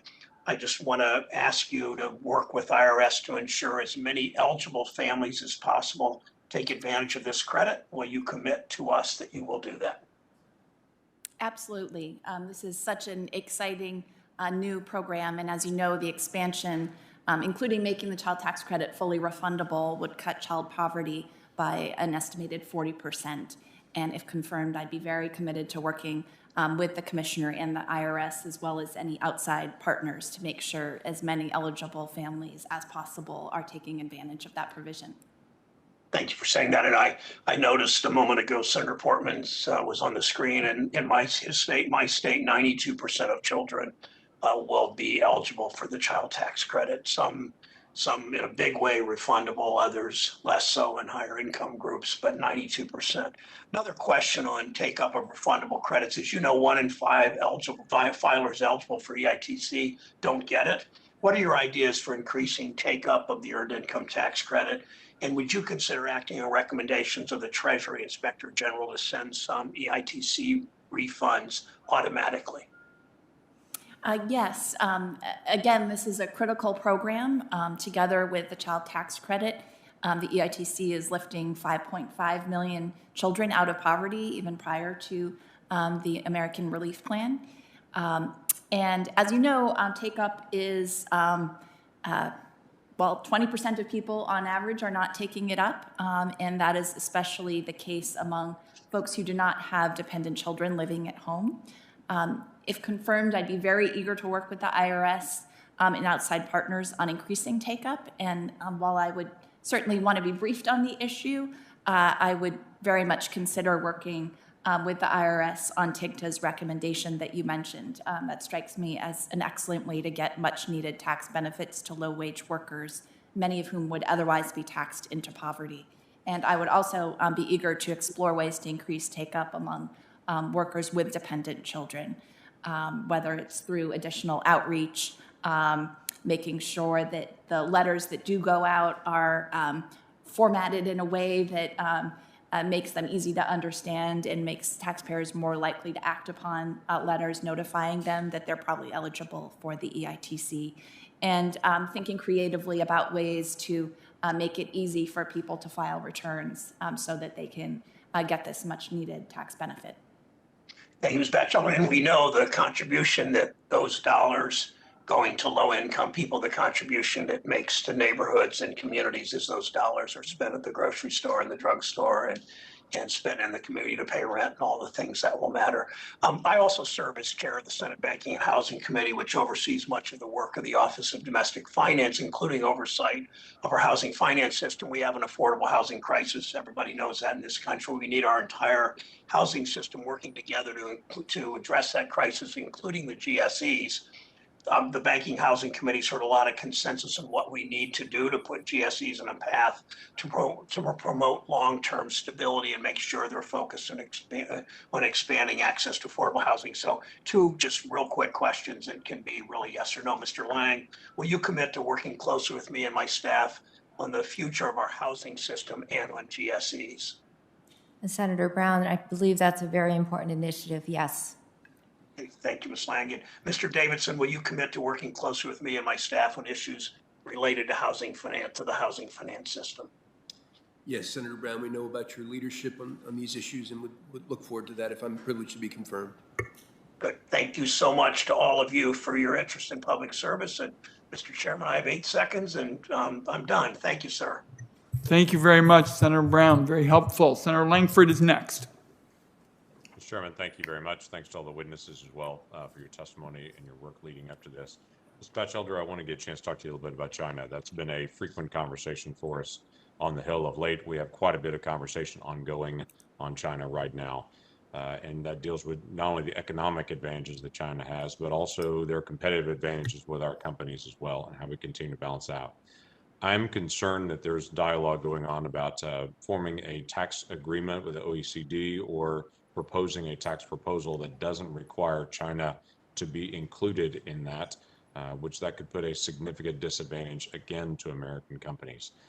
Can you help me understand your proposals and your thoughts on whether the United States should go first or to be able to form a tax agreement or to be able to increase our tax burdens on our companies and have China not included in that agreement or not know what China is going to do as well? Thank you for the question, Senator. And I share your concern about competitiveness, including vis-a-vis China. I would certainly need to be briefed on these issues if I was fortunate enough to be confirmed. The one thing I would note is, as I understand the way that these negotiations are being structured, if there was an agreement on an international minimum tax, it would not be necessary for every country to sign on in order for it to apply with some large force throughout the globe. So I believe there is a provision called the UTPR, which is an enforcement mechanism in Pillar 2 that would effectively, for example, if China was not part of this agreement, and I have no reason to think that they wouldn't be, but hypothetically, if they weren't, it would apply the minimum tax to Chinese resident companies to a large extent as well. But again, I would need to be briefed on this issue and would very much look forward to discussing your concerns and perspectives on this. Yeah, there's some conversation that China would actually get an exception under Pillar 2 in that. Are you aware of any of that conversation, and would you be agreeable to an exception for China? I am not aware of that discussion and would need to be briefed on the technical details. So obviously, Congress needs to be engaged in this. Any sort of agreement that is a treaty agreement or is an agreement for change in tax policy would require bipartisan cooperation and engagement on this issue. Congress wants to stay engaged. The Senate certainly wants to be able to stay engaged. Do you know of any way that a tax agreement could be made with other nations that would have a direct effect on the United States companies and United States citizens that would not go through Congress? Well, I should say, first of all, that I would be, if confirmed, very eager to make sure that Congress and this committee is continually briefed on the negotiations and make sure that my staff, if confirmed, was doing so as well. And as I understand it, any treaties require the advice and consent of the Senate. And so I would expect that to be the case. I again, would need to be briefed on the issue. I could imagine scenarios where if if the U.S. was already in compliance, then maybe there would not be the need for congressional action, but I would really need to be briefed on the issue. But you don't know of an issue or a way that taxes could be increased on American companies or American taxpayers through an executive agreement that the administration would make without going through Congress? I'm not aware of what you're discussing, no, or how that would work. Okay, that's helpful. There has been some conversation that the administration is examining ways to be able to change tax policy without going through Congress. And so we'll follow up on that in the days ahead. Mr. Harris, I do want to ask you just about the economic effects of the unemployment assistance that's currently ongoing and your thoughts on continued growth of unemployment assistance. We've seen a tremendous increase in the number of job openings in America. In my state, we have the largest number of job openings in the history of my state that we've kept records. And we're struggling under the additional unemployment benefits that have been given out to where people literally make more not working than they do working. And it's been very difficult to be able to incentivize people to return to work, even though there's a tremendous number of job openings. Do you see that as good economic policy in the days ahead to be able to continue something like that? Senator, thank you for raising this point. I should note that in my opening statement, I noted the importance of communication with Congress. I also believe in communication with the business sector.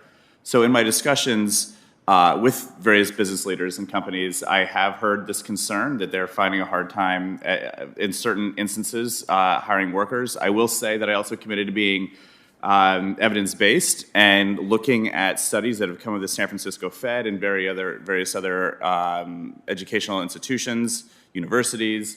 I have not seen the evidence showing that the $300 plus up has yet been a substantial detriment to hiring. And so I'll continue to monitor that, and I think this is a valid point. Look forward to that dialogue. I would invite you to meet with any employer you'd like to in Oklahoma. If you'd like to come to Oklahoma, I could drive you around and let you get a chance to meet a lot of folks that would certainly disagree with the San Francisco Fed in that. With that, I'll yield back.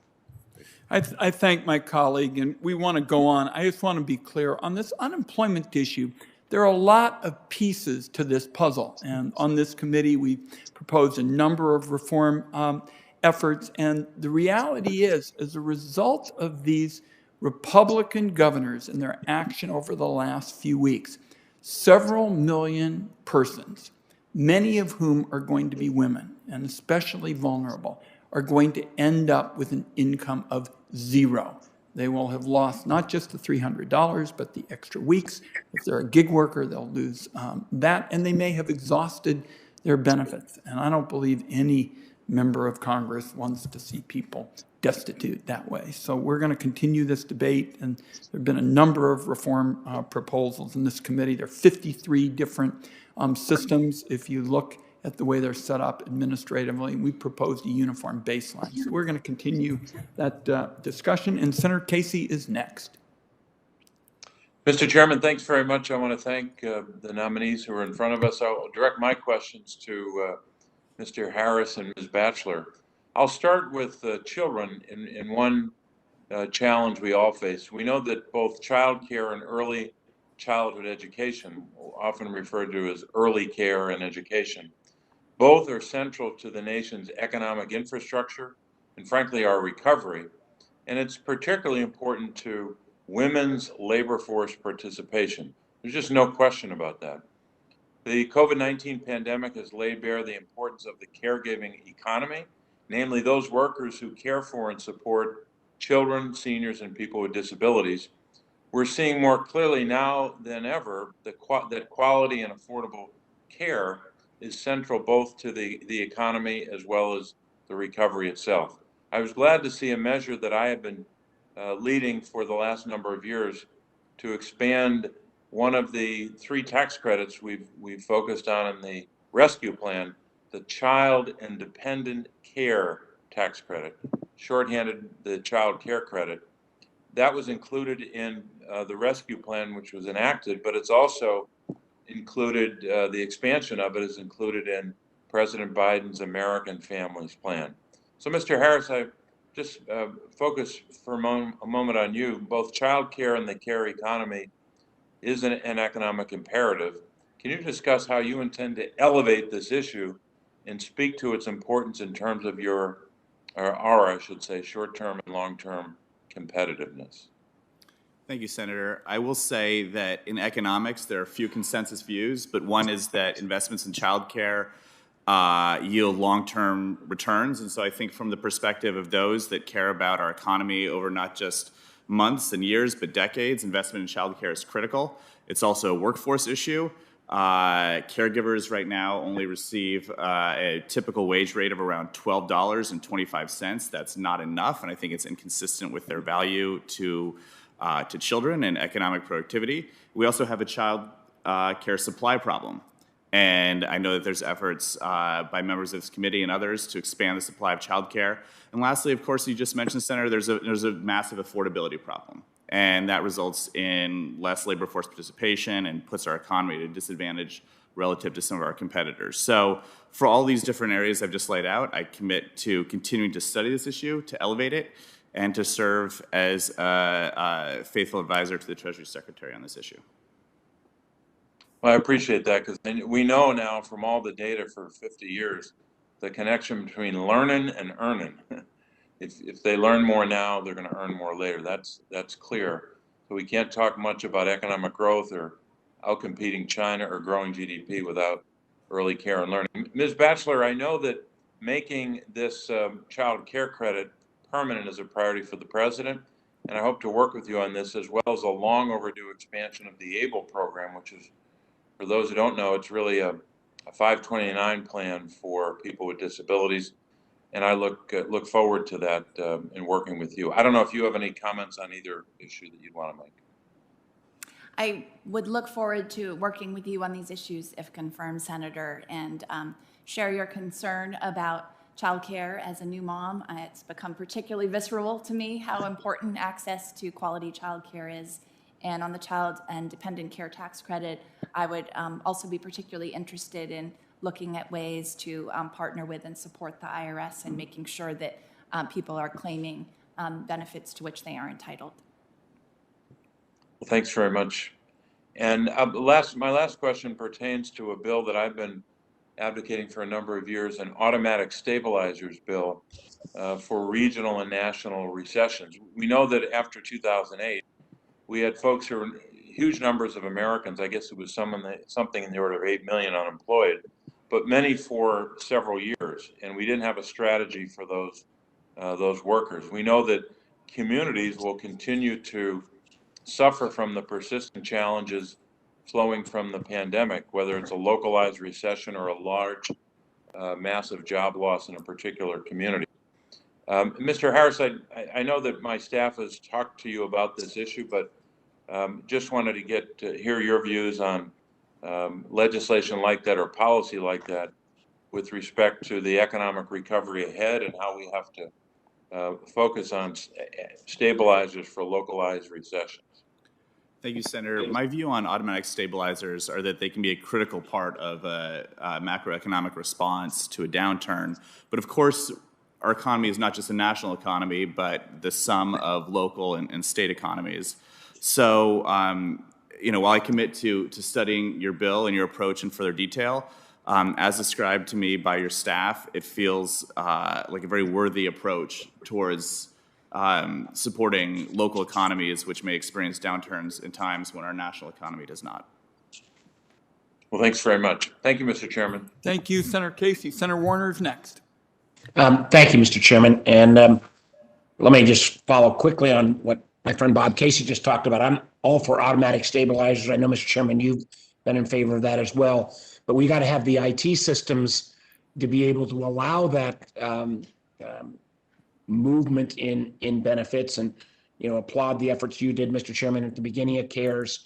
I think many people wondered how we ended up with that $600 a week plus up in the midst of the crisis. And as you well know, I think we all were willing to have that move as the economic circumstances changed, but our IT systems are so old that they couldn't they couldn't adjust. As a matter of fact, my understanding is the previous administration's labor secretary said it would take 6 months before the Department of Labor could even get their IT systems to adjust in any fashion. So I agree with Senator Casey, but we've got to make sure we make the investment in our IT, both at the state and federal level, to have that ability to change unemployment plus ups as necessary. Ms. Batchelor, I want to talk to you about, as you know, Chairman Wyden and Senator Brown and I put forward some ideas on international tax, an extraordinarily complicated arena. And while I would argue some of the things, while I was generally not supportive of the 2017 efforts, they did in the issues around deferral, and they did grapple somewhat with the repatriation issue. But at the other hand, what they did was, I felt, gave away the store. They moved America from being near the top on international tax rate to literally the bottom. And we are now, depending on the cut, either 33rd out of all 35 OECD nations or 35 out of 35, but being the world's largest economy and at the bottom in terms of collecting revenue from our businesses, I think is unfair to the American people. And I guess I don't want us to go back up to the top, but I also think we do need to be somewhere in the middle. And some of the efforts around FDII and BEAT and the 10% implied guarantee for companies that go out and build factories in high tax jurisdictions like Germany doesn't treat us fairly. How do we get at this? How can we make sure that we keep American business competitive, Ms. Batchelor, but at the same time make sure that the American people actually get a fair share of and a responsible share of revenues coming from our business partners? Thank you for the question, Senator. And if confirmed, I would be eager to work with you and members of the committee on international tax provisions and corporate tax provisions more broadly.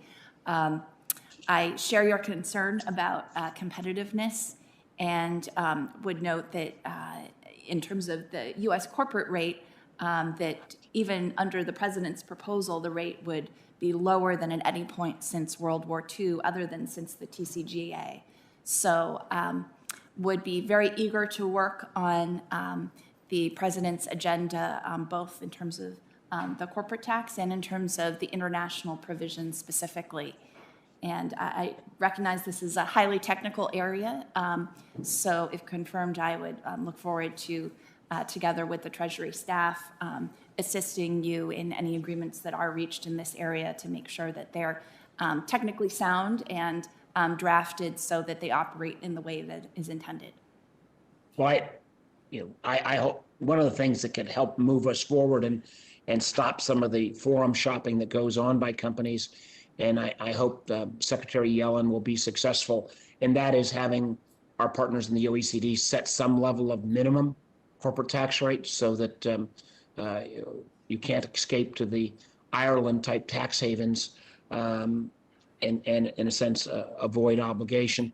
I see my friend Senator Cortez Mastow there.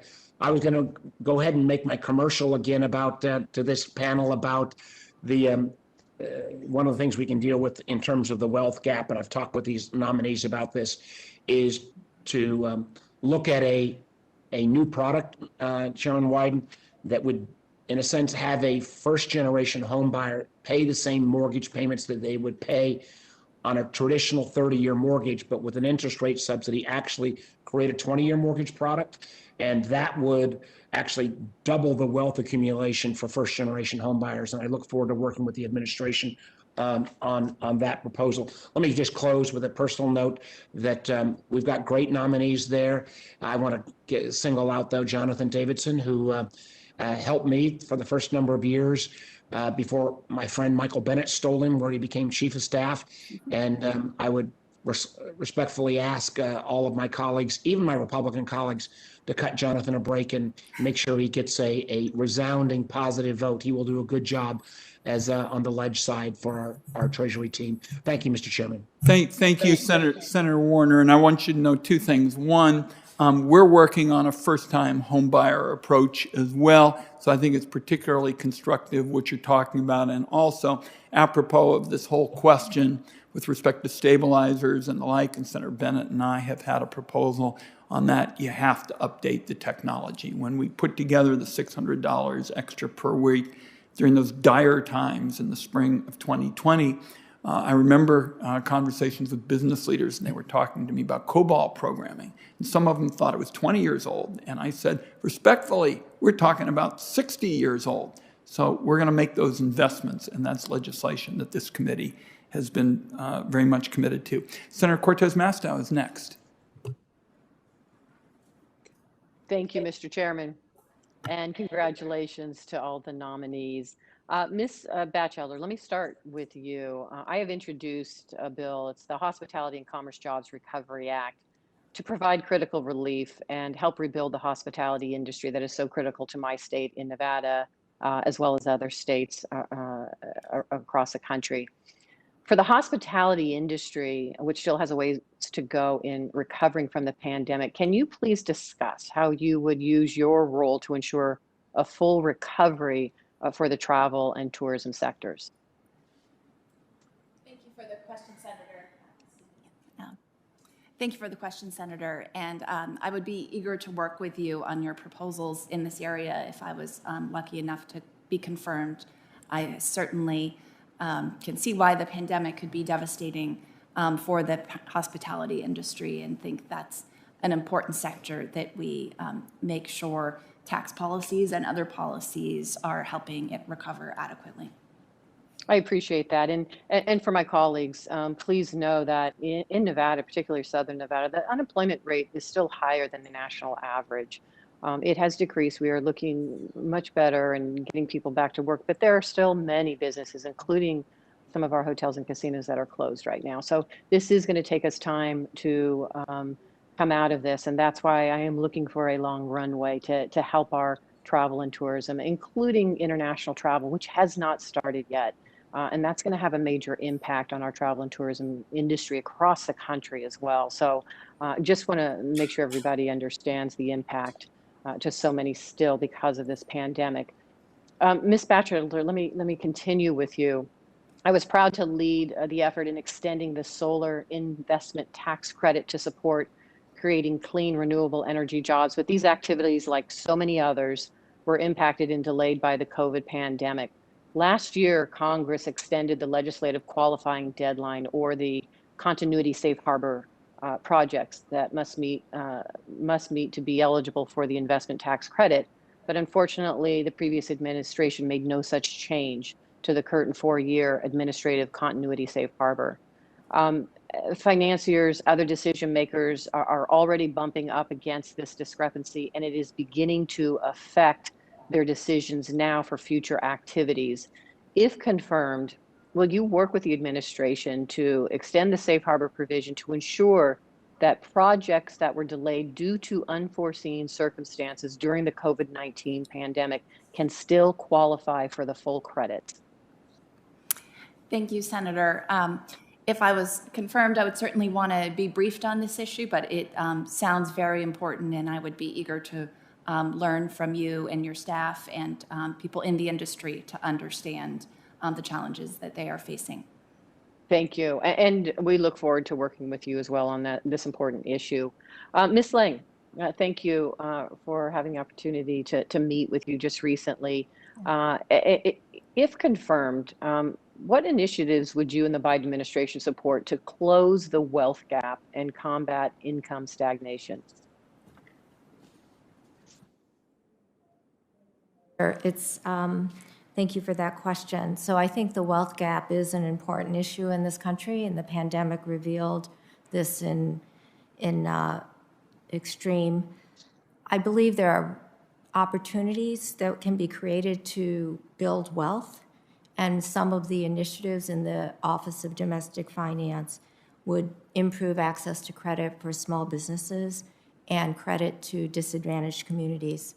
Treasury is currently implementing those programs and will be making them long-term, continuing the relief programs, so that there will be a long-standing commitment to these efforts.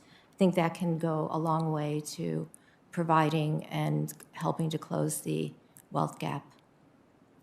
We would look very forward to working with you on this issue. I do as well. And as you can hear, many of my colleagues, we all feel the same way. So I appreciate your comments there. Mr. Davidson, thank you also, and congratulations on your nomination. As you know, the administration and individual states across the country have set ambitious goals for combating climate change, including my home state of Nevada, which is aiming to reach 50% renewable generation by 2030 and 100% by 2050. In pursuit of these goals, I was proud to lead the effort in extending the solar tax credit and joining my colleagues, Senators Carper, Burr, and Stabenow, in introducing the Securing America's Clean Fuels Infrastructure Act to provide incentives to support building necessary infrastructure as the country moves towards electric vehicles. If confirmed, how would you work with Congress to advance legislation like this that helps us build the clean energy economy and address the climate crisis? Senator Cortez Mastow, thank you for that. And I think one of the great privileges, if I am confirmed, would be to work with the expertise at Treasury and to make, hopefully, that expertise available in as much as possible to the Congress and to senators who are leading on initiatives like the ones you described. We'd love to, if I'm privileged enough to be confirmed for the position, I'd love to engage with you and your staff to see how much progress we can make in the areas that you're leading on, especially in the climate area. Thank you, Mr. Davidson.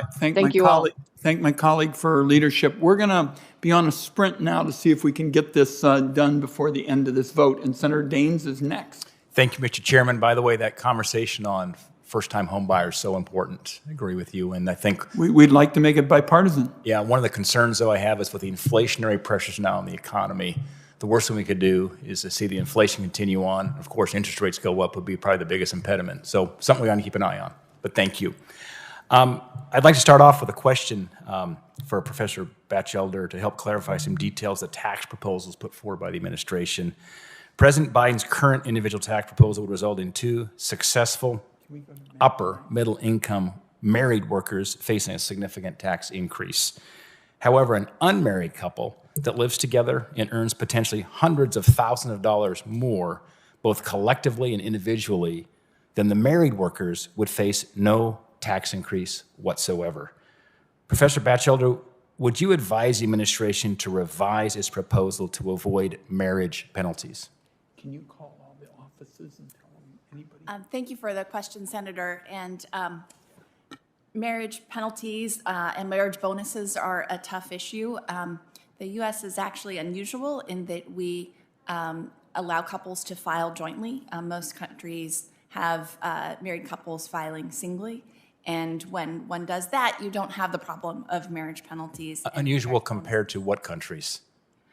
I don't have the exact number, but I would guess 95% plus. I would hope America could stand in support of marriage, but please continue. Yes, yeah. Oh, this is not about pro or anti-marriage, but but the policies are very anti-marriage, where if you aren't married, you have a much greater significant tax advantage. Well, currently the way the code is structured, there are both marriage penalties and marriage bonuses. It depends on how the 2 members of the couple, how their earnings are relative to each other. So in some cases, when one gets married, you collectively pay a lot less in tax, and in other cases, you pay more in tax. And that is a function of the fact that we don't do signal filing. So do you think the marriage penalty is good policy? I think it is a tough balance between marriage penalties and marriage bonuses, and would be eager to discuss with you whether that balance has been struck in the best possible way. Thank you. Dr. Liang, if the Federal Reserve in the future adopts yield curve control measures, how, if confirmed, would you advise the Treasury Secretary regarding potential coordination with respect to implications for any target by Treasury of the weighted average maturity of our outstanding debt?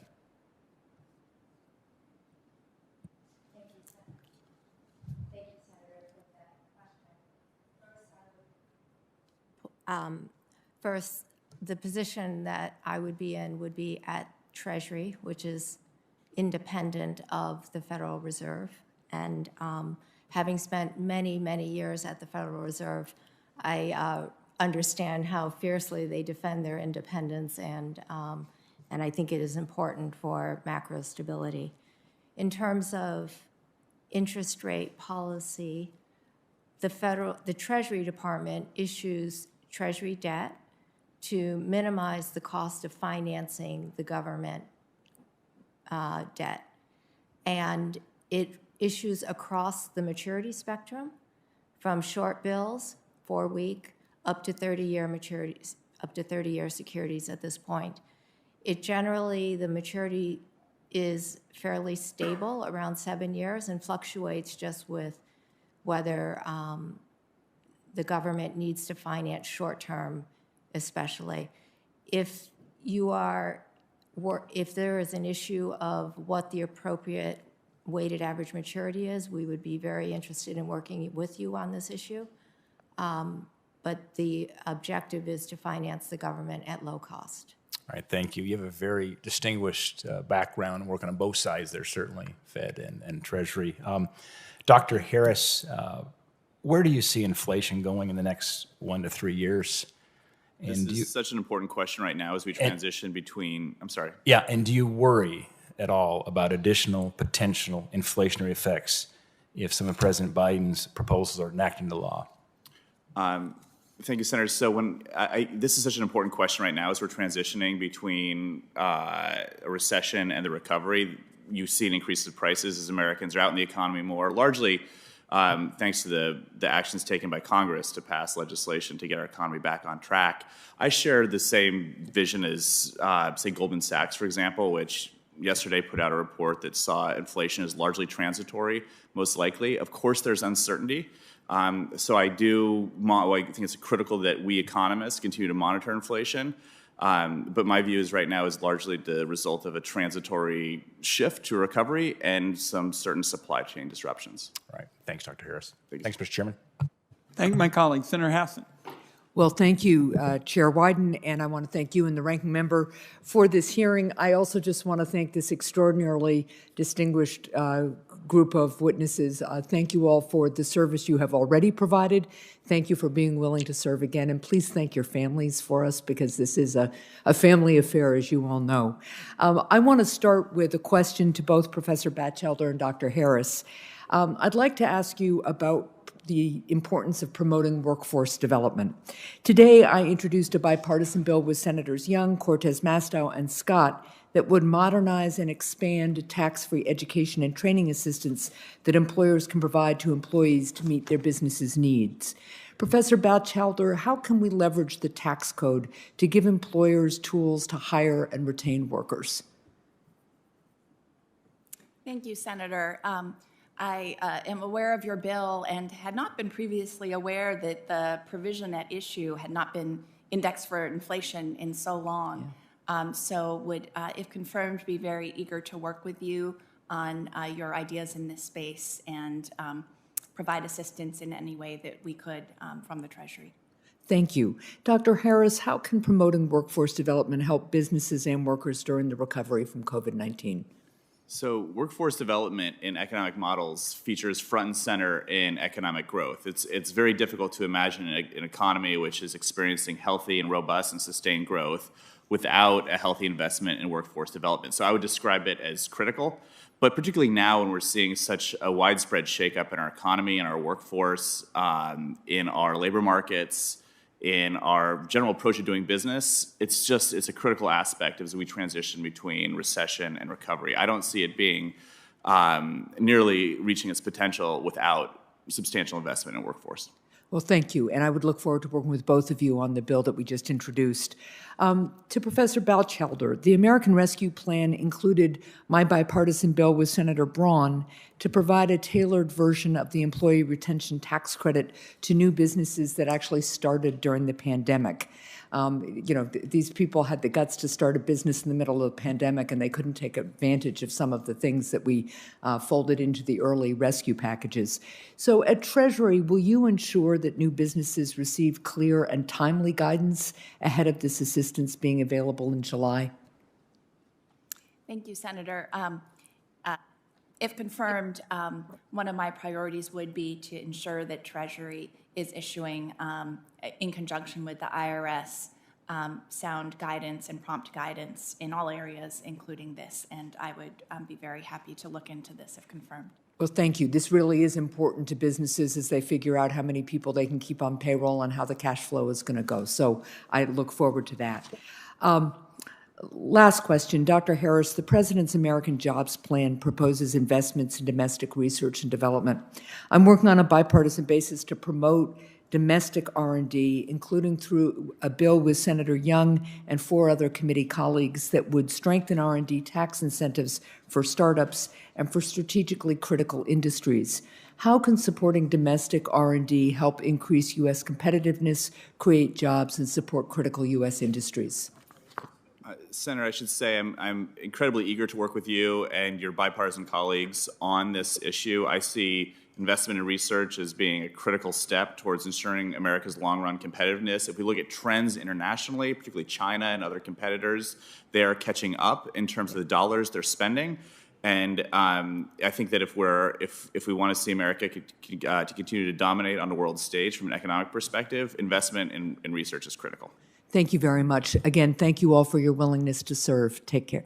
Take care, be safe, and thank you, Mr. Chair. Thank you, Senator Hassan. And Senator Warren, I believe, is on the web. I'm here. Thank you, Mr. Chairman. Great. Thank you. So congratulations to all of our nominees. I want to talk about how this economic crisis has affected women and families. This year, women's workforce participation hit its lowest levels since 1988, and 26% of women who became unemployed this year said it was due to a lack of childcare. Mr. Harris, when you look at the data, do you agree that lack of childcare is one factor that is now holding our economy back? I agree that, yes. I mean, I agree that lack of childcare was a massive concern prior to the pandemic. It is a continued concern after the pandemic. And women's labor force participation, as you mentioned, Senator, is a critical aspect to long-term growth. And without a solution, particularly on the supply side for childcare, on the affordability of childcare, I don't think we'll see the levels of participation that we need in order to see the levels of growth that we want. Thank you, Mr. Harris. In fact, you are right when you refer to it was already a problem before the pandemic. You know, this year, the pandemic showed us what working families have always known. Childcare is critical infrastructure. And yet for generations now, we have underinvested in our babies and we have left parents to just try to work it out on their own. Even before the pandemic, half of all Americans lived in childcare deserts, which are areas where there aren't enough licensed childcare slots for every child who needs one. And COVID only made this worse, as thousands of childcare providers have been forced to shut their doors.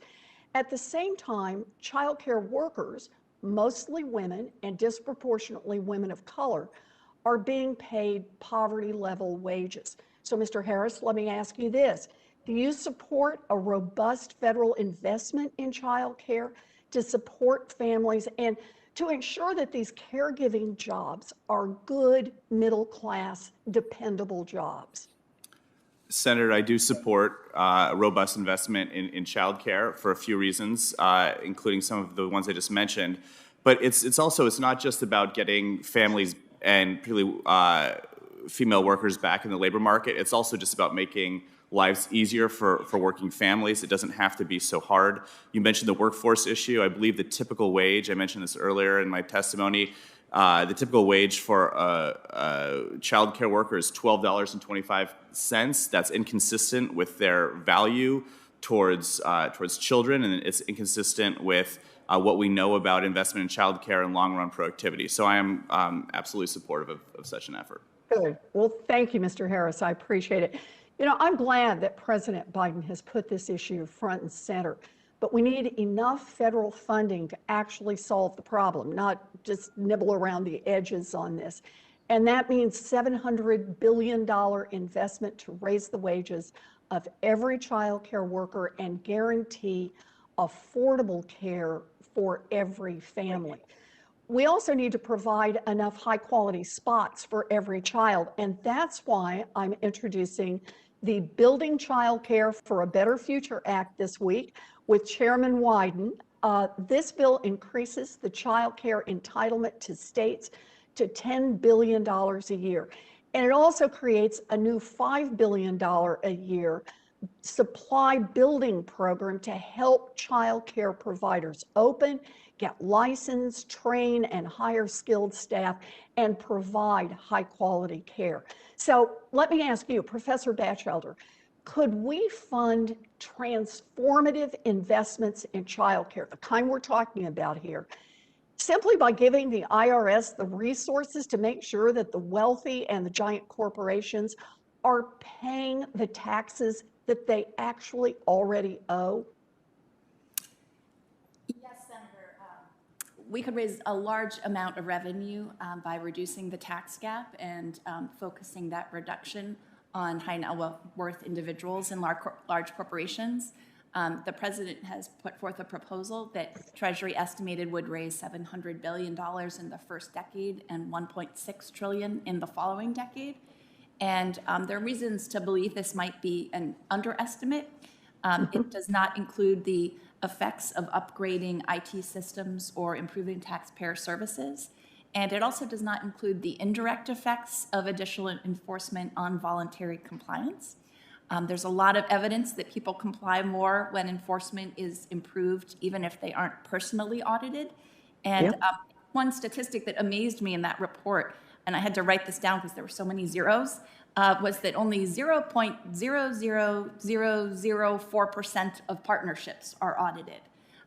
So just to talk about one industry that I know, there are some large law firms with thousands of attorneys. Partners earn over $1 million a year. And I find it hard to believe, if one knows that your audit rate is 0.00004%, that would not affect voluntary compliance. Well, thank you, Professor Batchelder. This is why yesterday I introduced the Restoring the IRS Act. This bill provides mandatory funding for the IRS to ensure that it has the resources it needs to go after wealthy tax cheats, including the partnerships that you mentioned. Together with my wealth tax and real corporate profits tax, we could raise trillions of dollars without increasing the taxes on 99.9% of Americans by a single penny.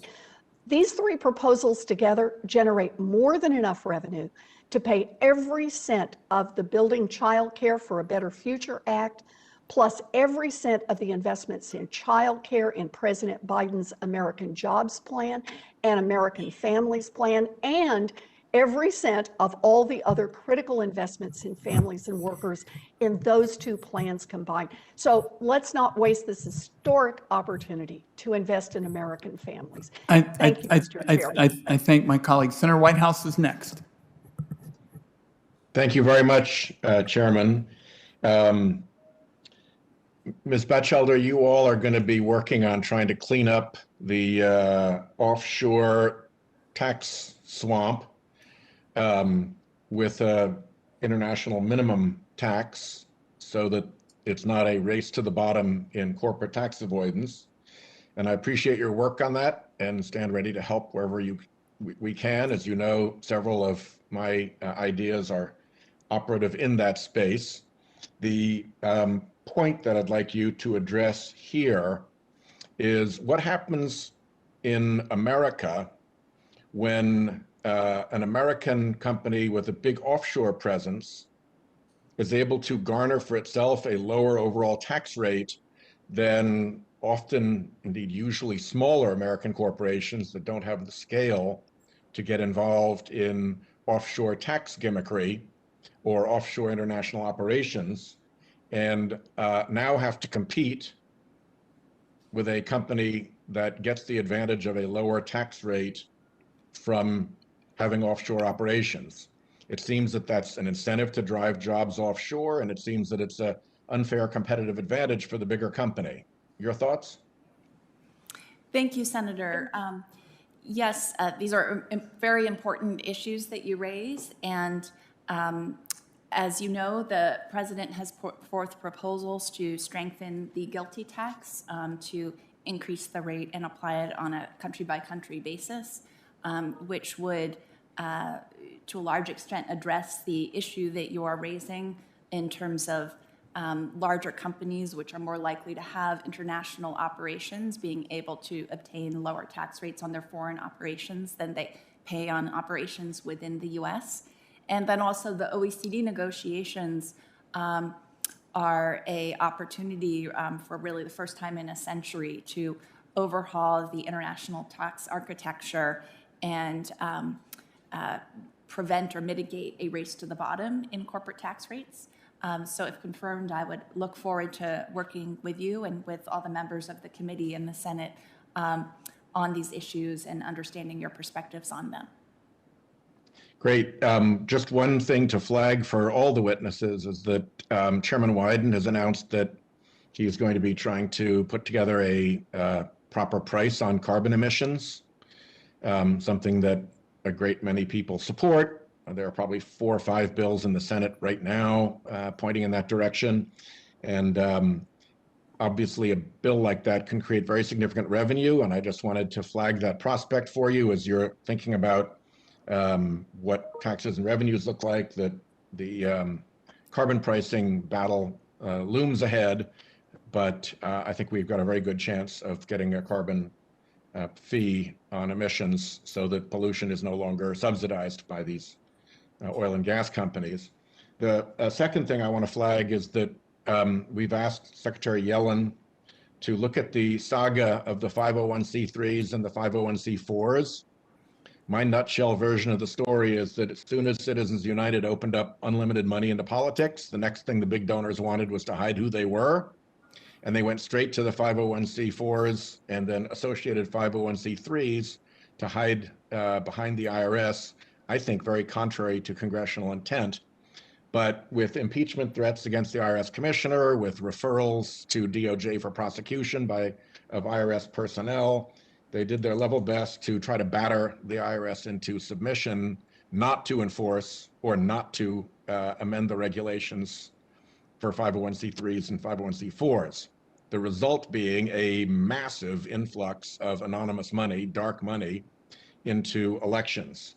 I think it's important that we look back on that period and get a true narrative, one consistent with the Treasury IG report that showed that the original narrative cooked up by the dark money groups was false, and that we clear out the appropriations riders that were erected to defend the dark money operation so that Treasury can regulate again in this space, and that we clean up the swamp of dark money and the misuse of the 501c3s and 501c4s that is now so profoundly a part of our political system, and newly. we didn't have this a decade ago, and now it's everywhere. And your world intersects with my world here because I have to live with the pollution of our political dialogue caused by these groups. So we'll follow up on those two things, carbon pricing and 501c3 abuse, but I wanted to flag them today. Thank you, Chairman. Thank you, Senator Whitehouse. Important issues. Senator Thune, you Thank you, Mr. Chairman. Believe are out there. Yeah, I'm out there. Good. You're on. Thanks, Mr. Chairman, and thanks to all our panelists for their willingness to serve. Let me ask a question about the 2017 law. The Tax Cuts and Jobs Act introduced Section 199A which provides a 20% deduction for pass-through businesses such as sole proprietorships, partnerships, and S-corps, and with respect to qualifying business income. TCJA introduced the provision in part to shrink the bias between corporate and non-corporate income, and most small businesses in the country operate in pass-through form, many of which have been hit hard by the pandemic. In fact, I think 98, 99% of the businesses in my state are pass-throughs. Professor Batchelder, as the administration aims to increase taxes on corporations, what are your views on raising taxes on small businesses through the repeal of Section 199A? Thank you for the question, Senator.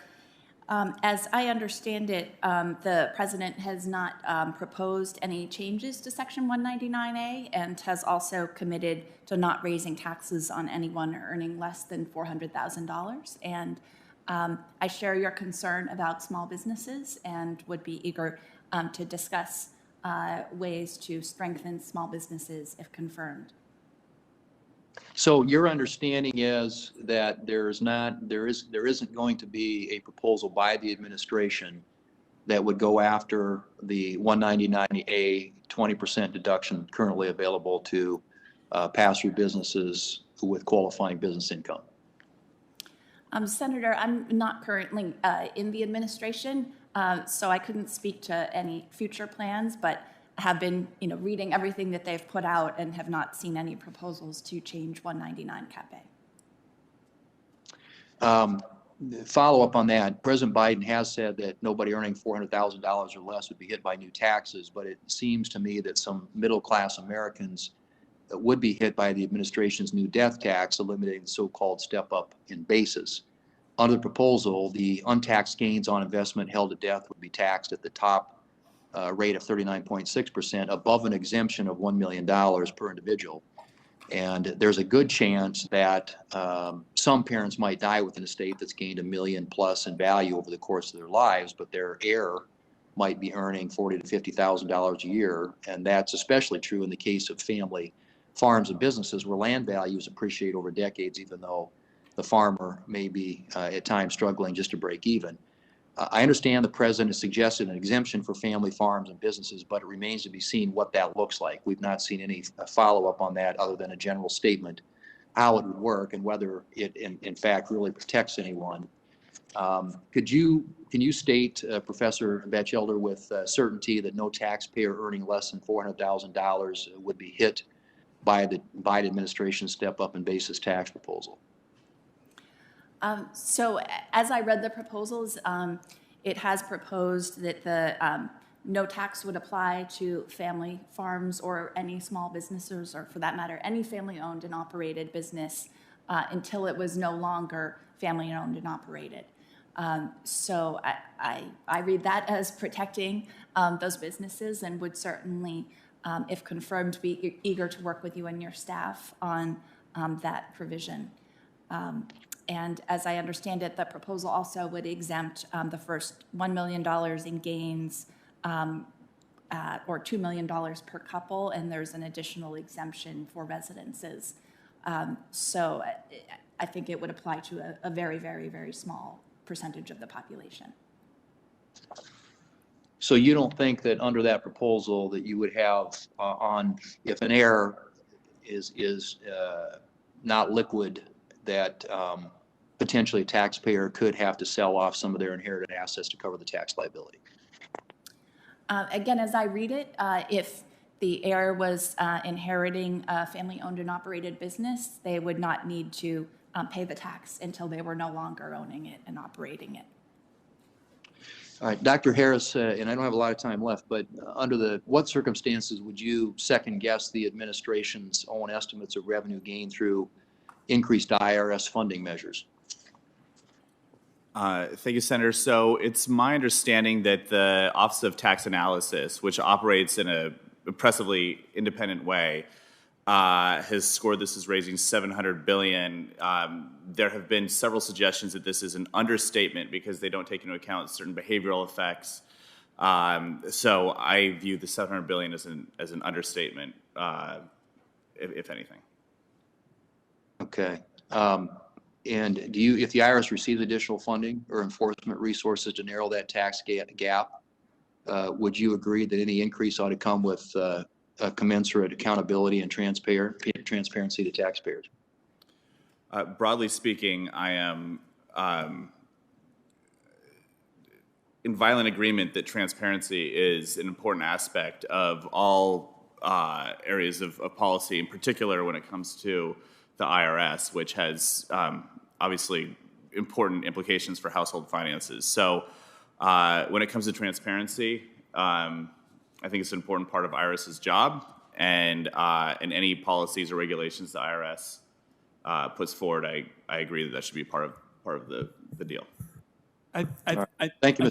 I thank my colleague, and we've got a vote on now, and I think we've heard from virtually all of our senators. It seems to me all of you have demonstrated beyond any doubt that you're going to take these positions and you are going to need no on-the-job training. And that is something that I think every senator who's been following these issues is a judgment they're going to reach.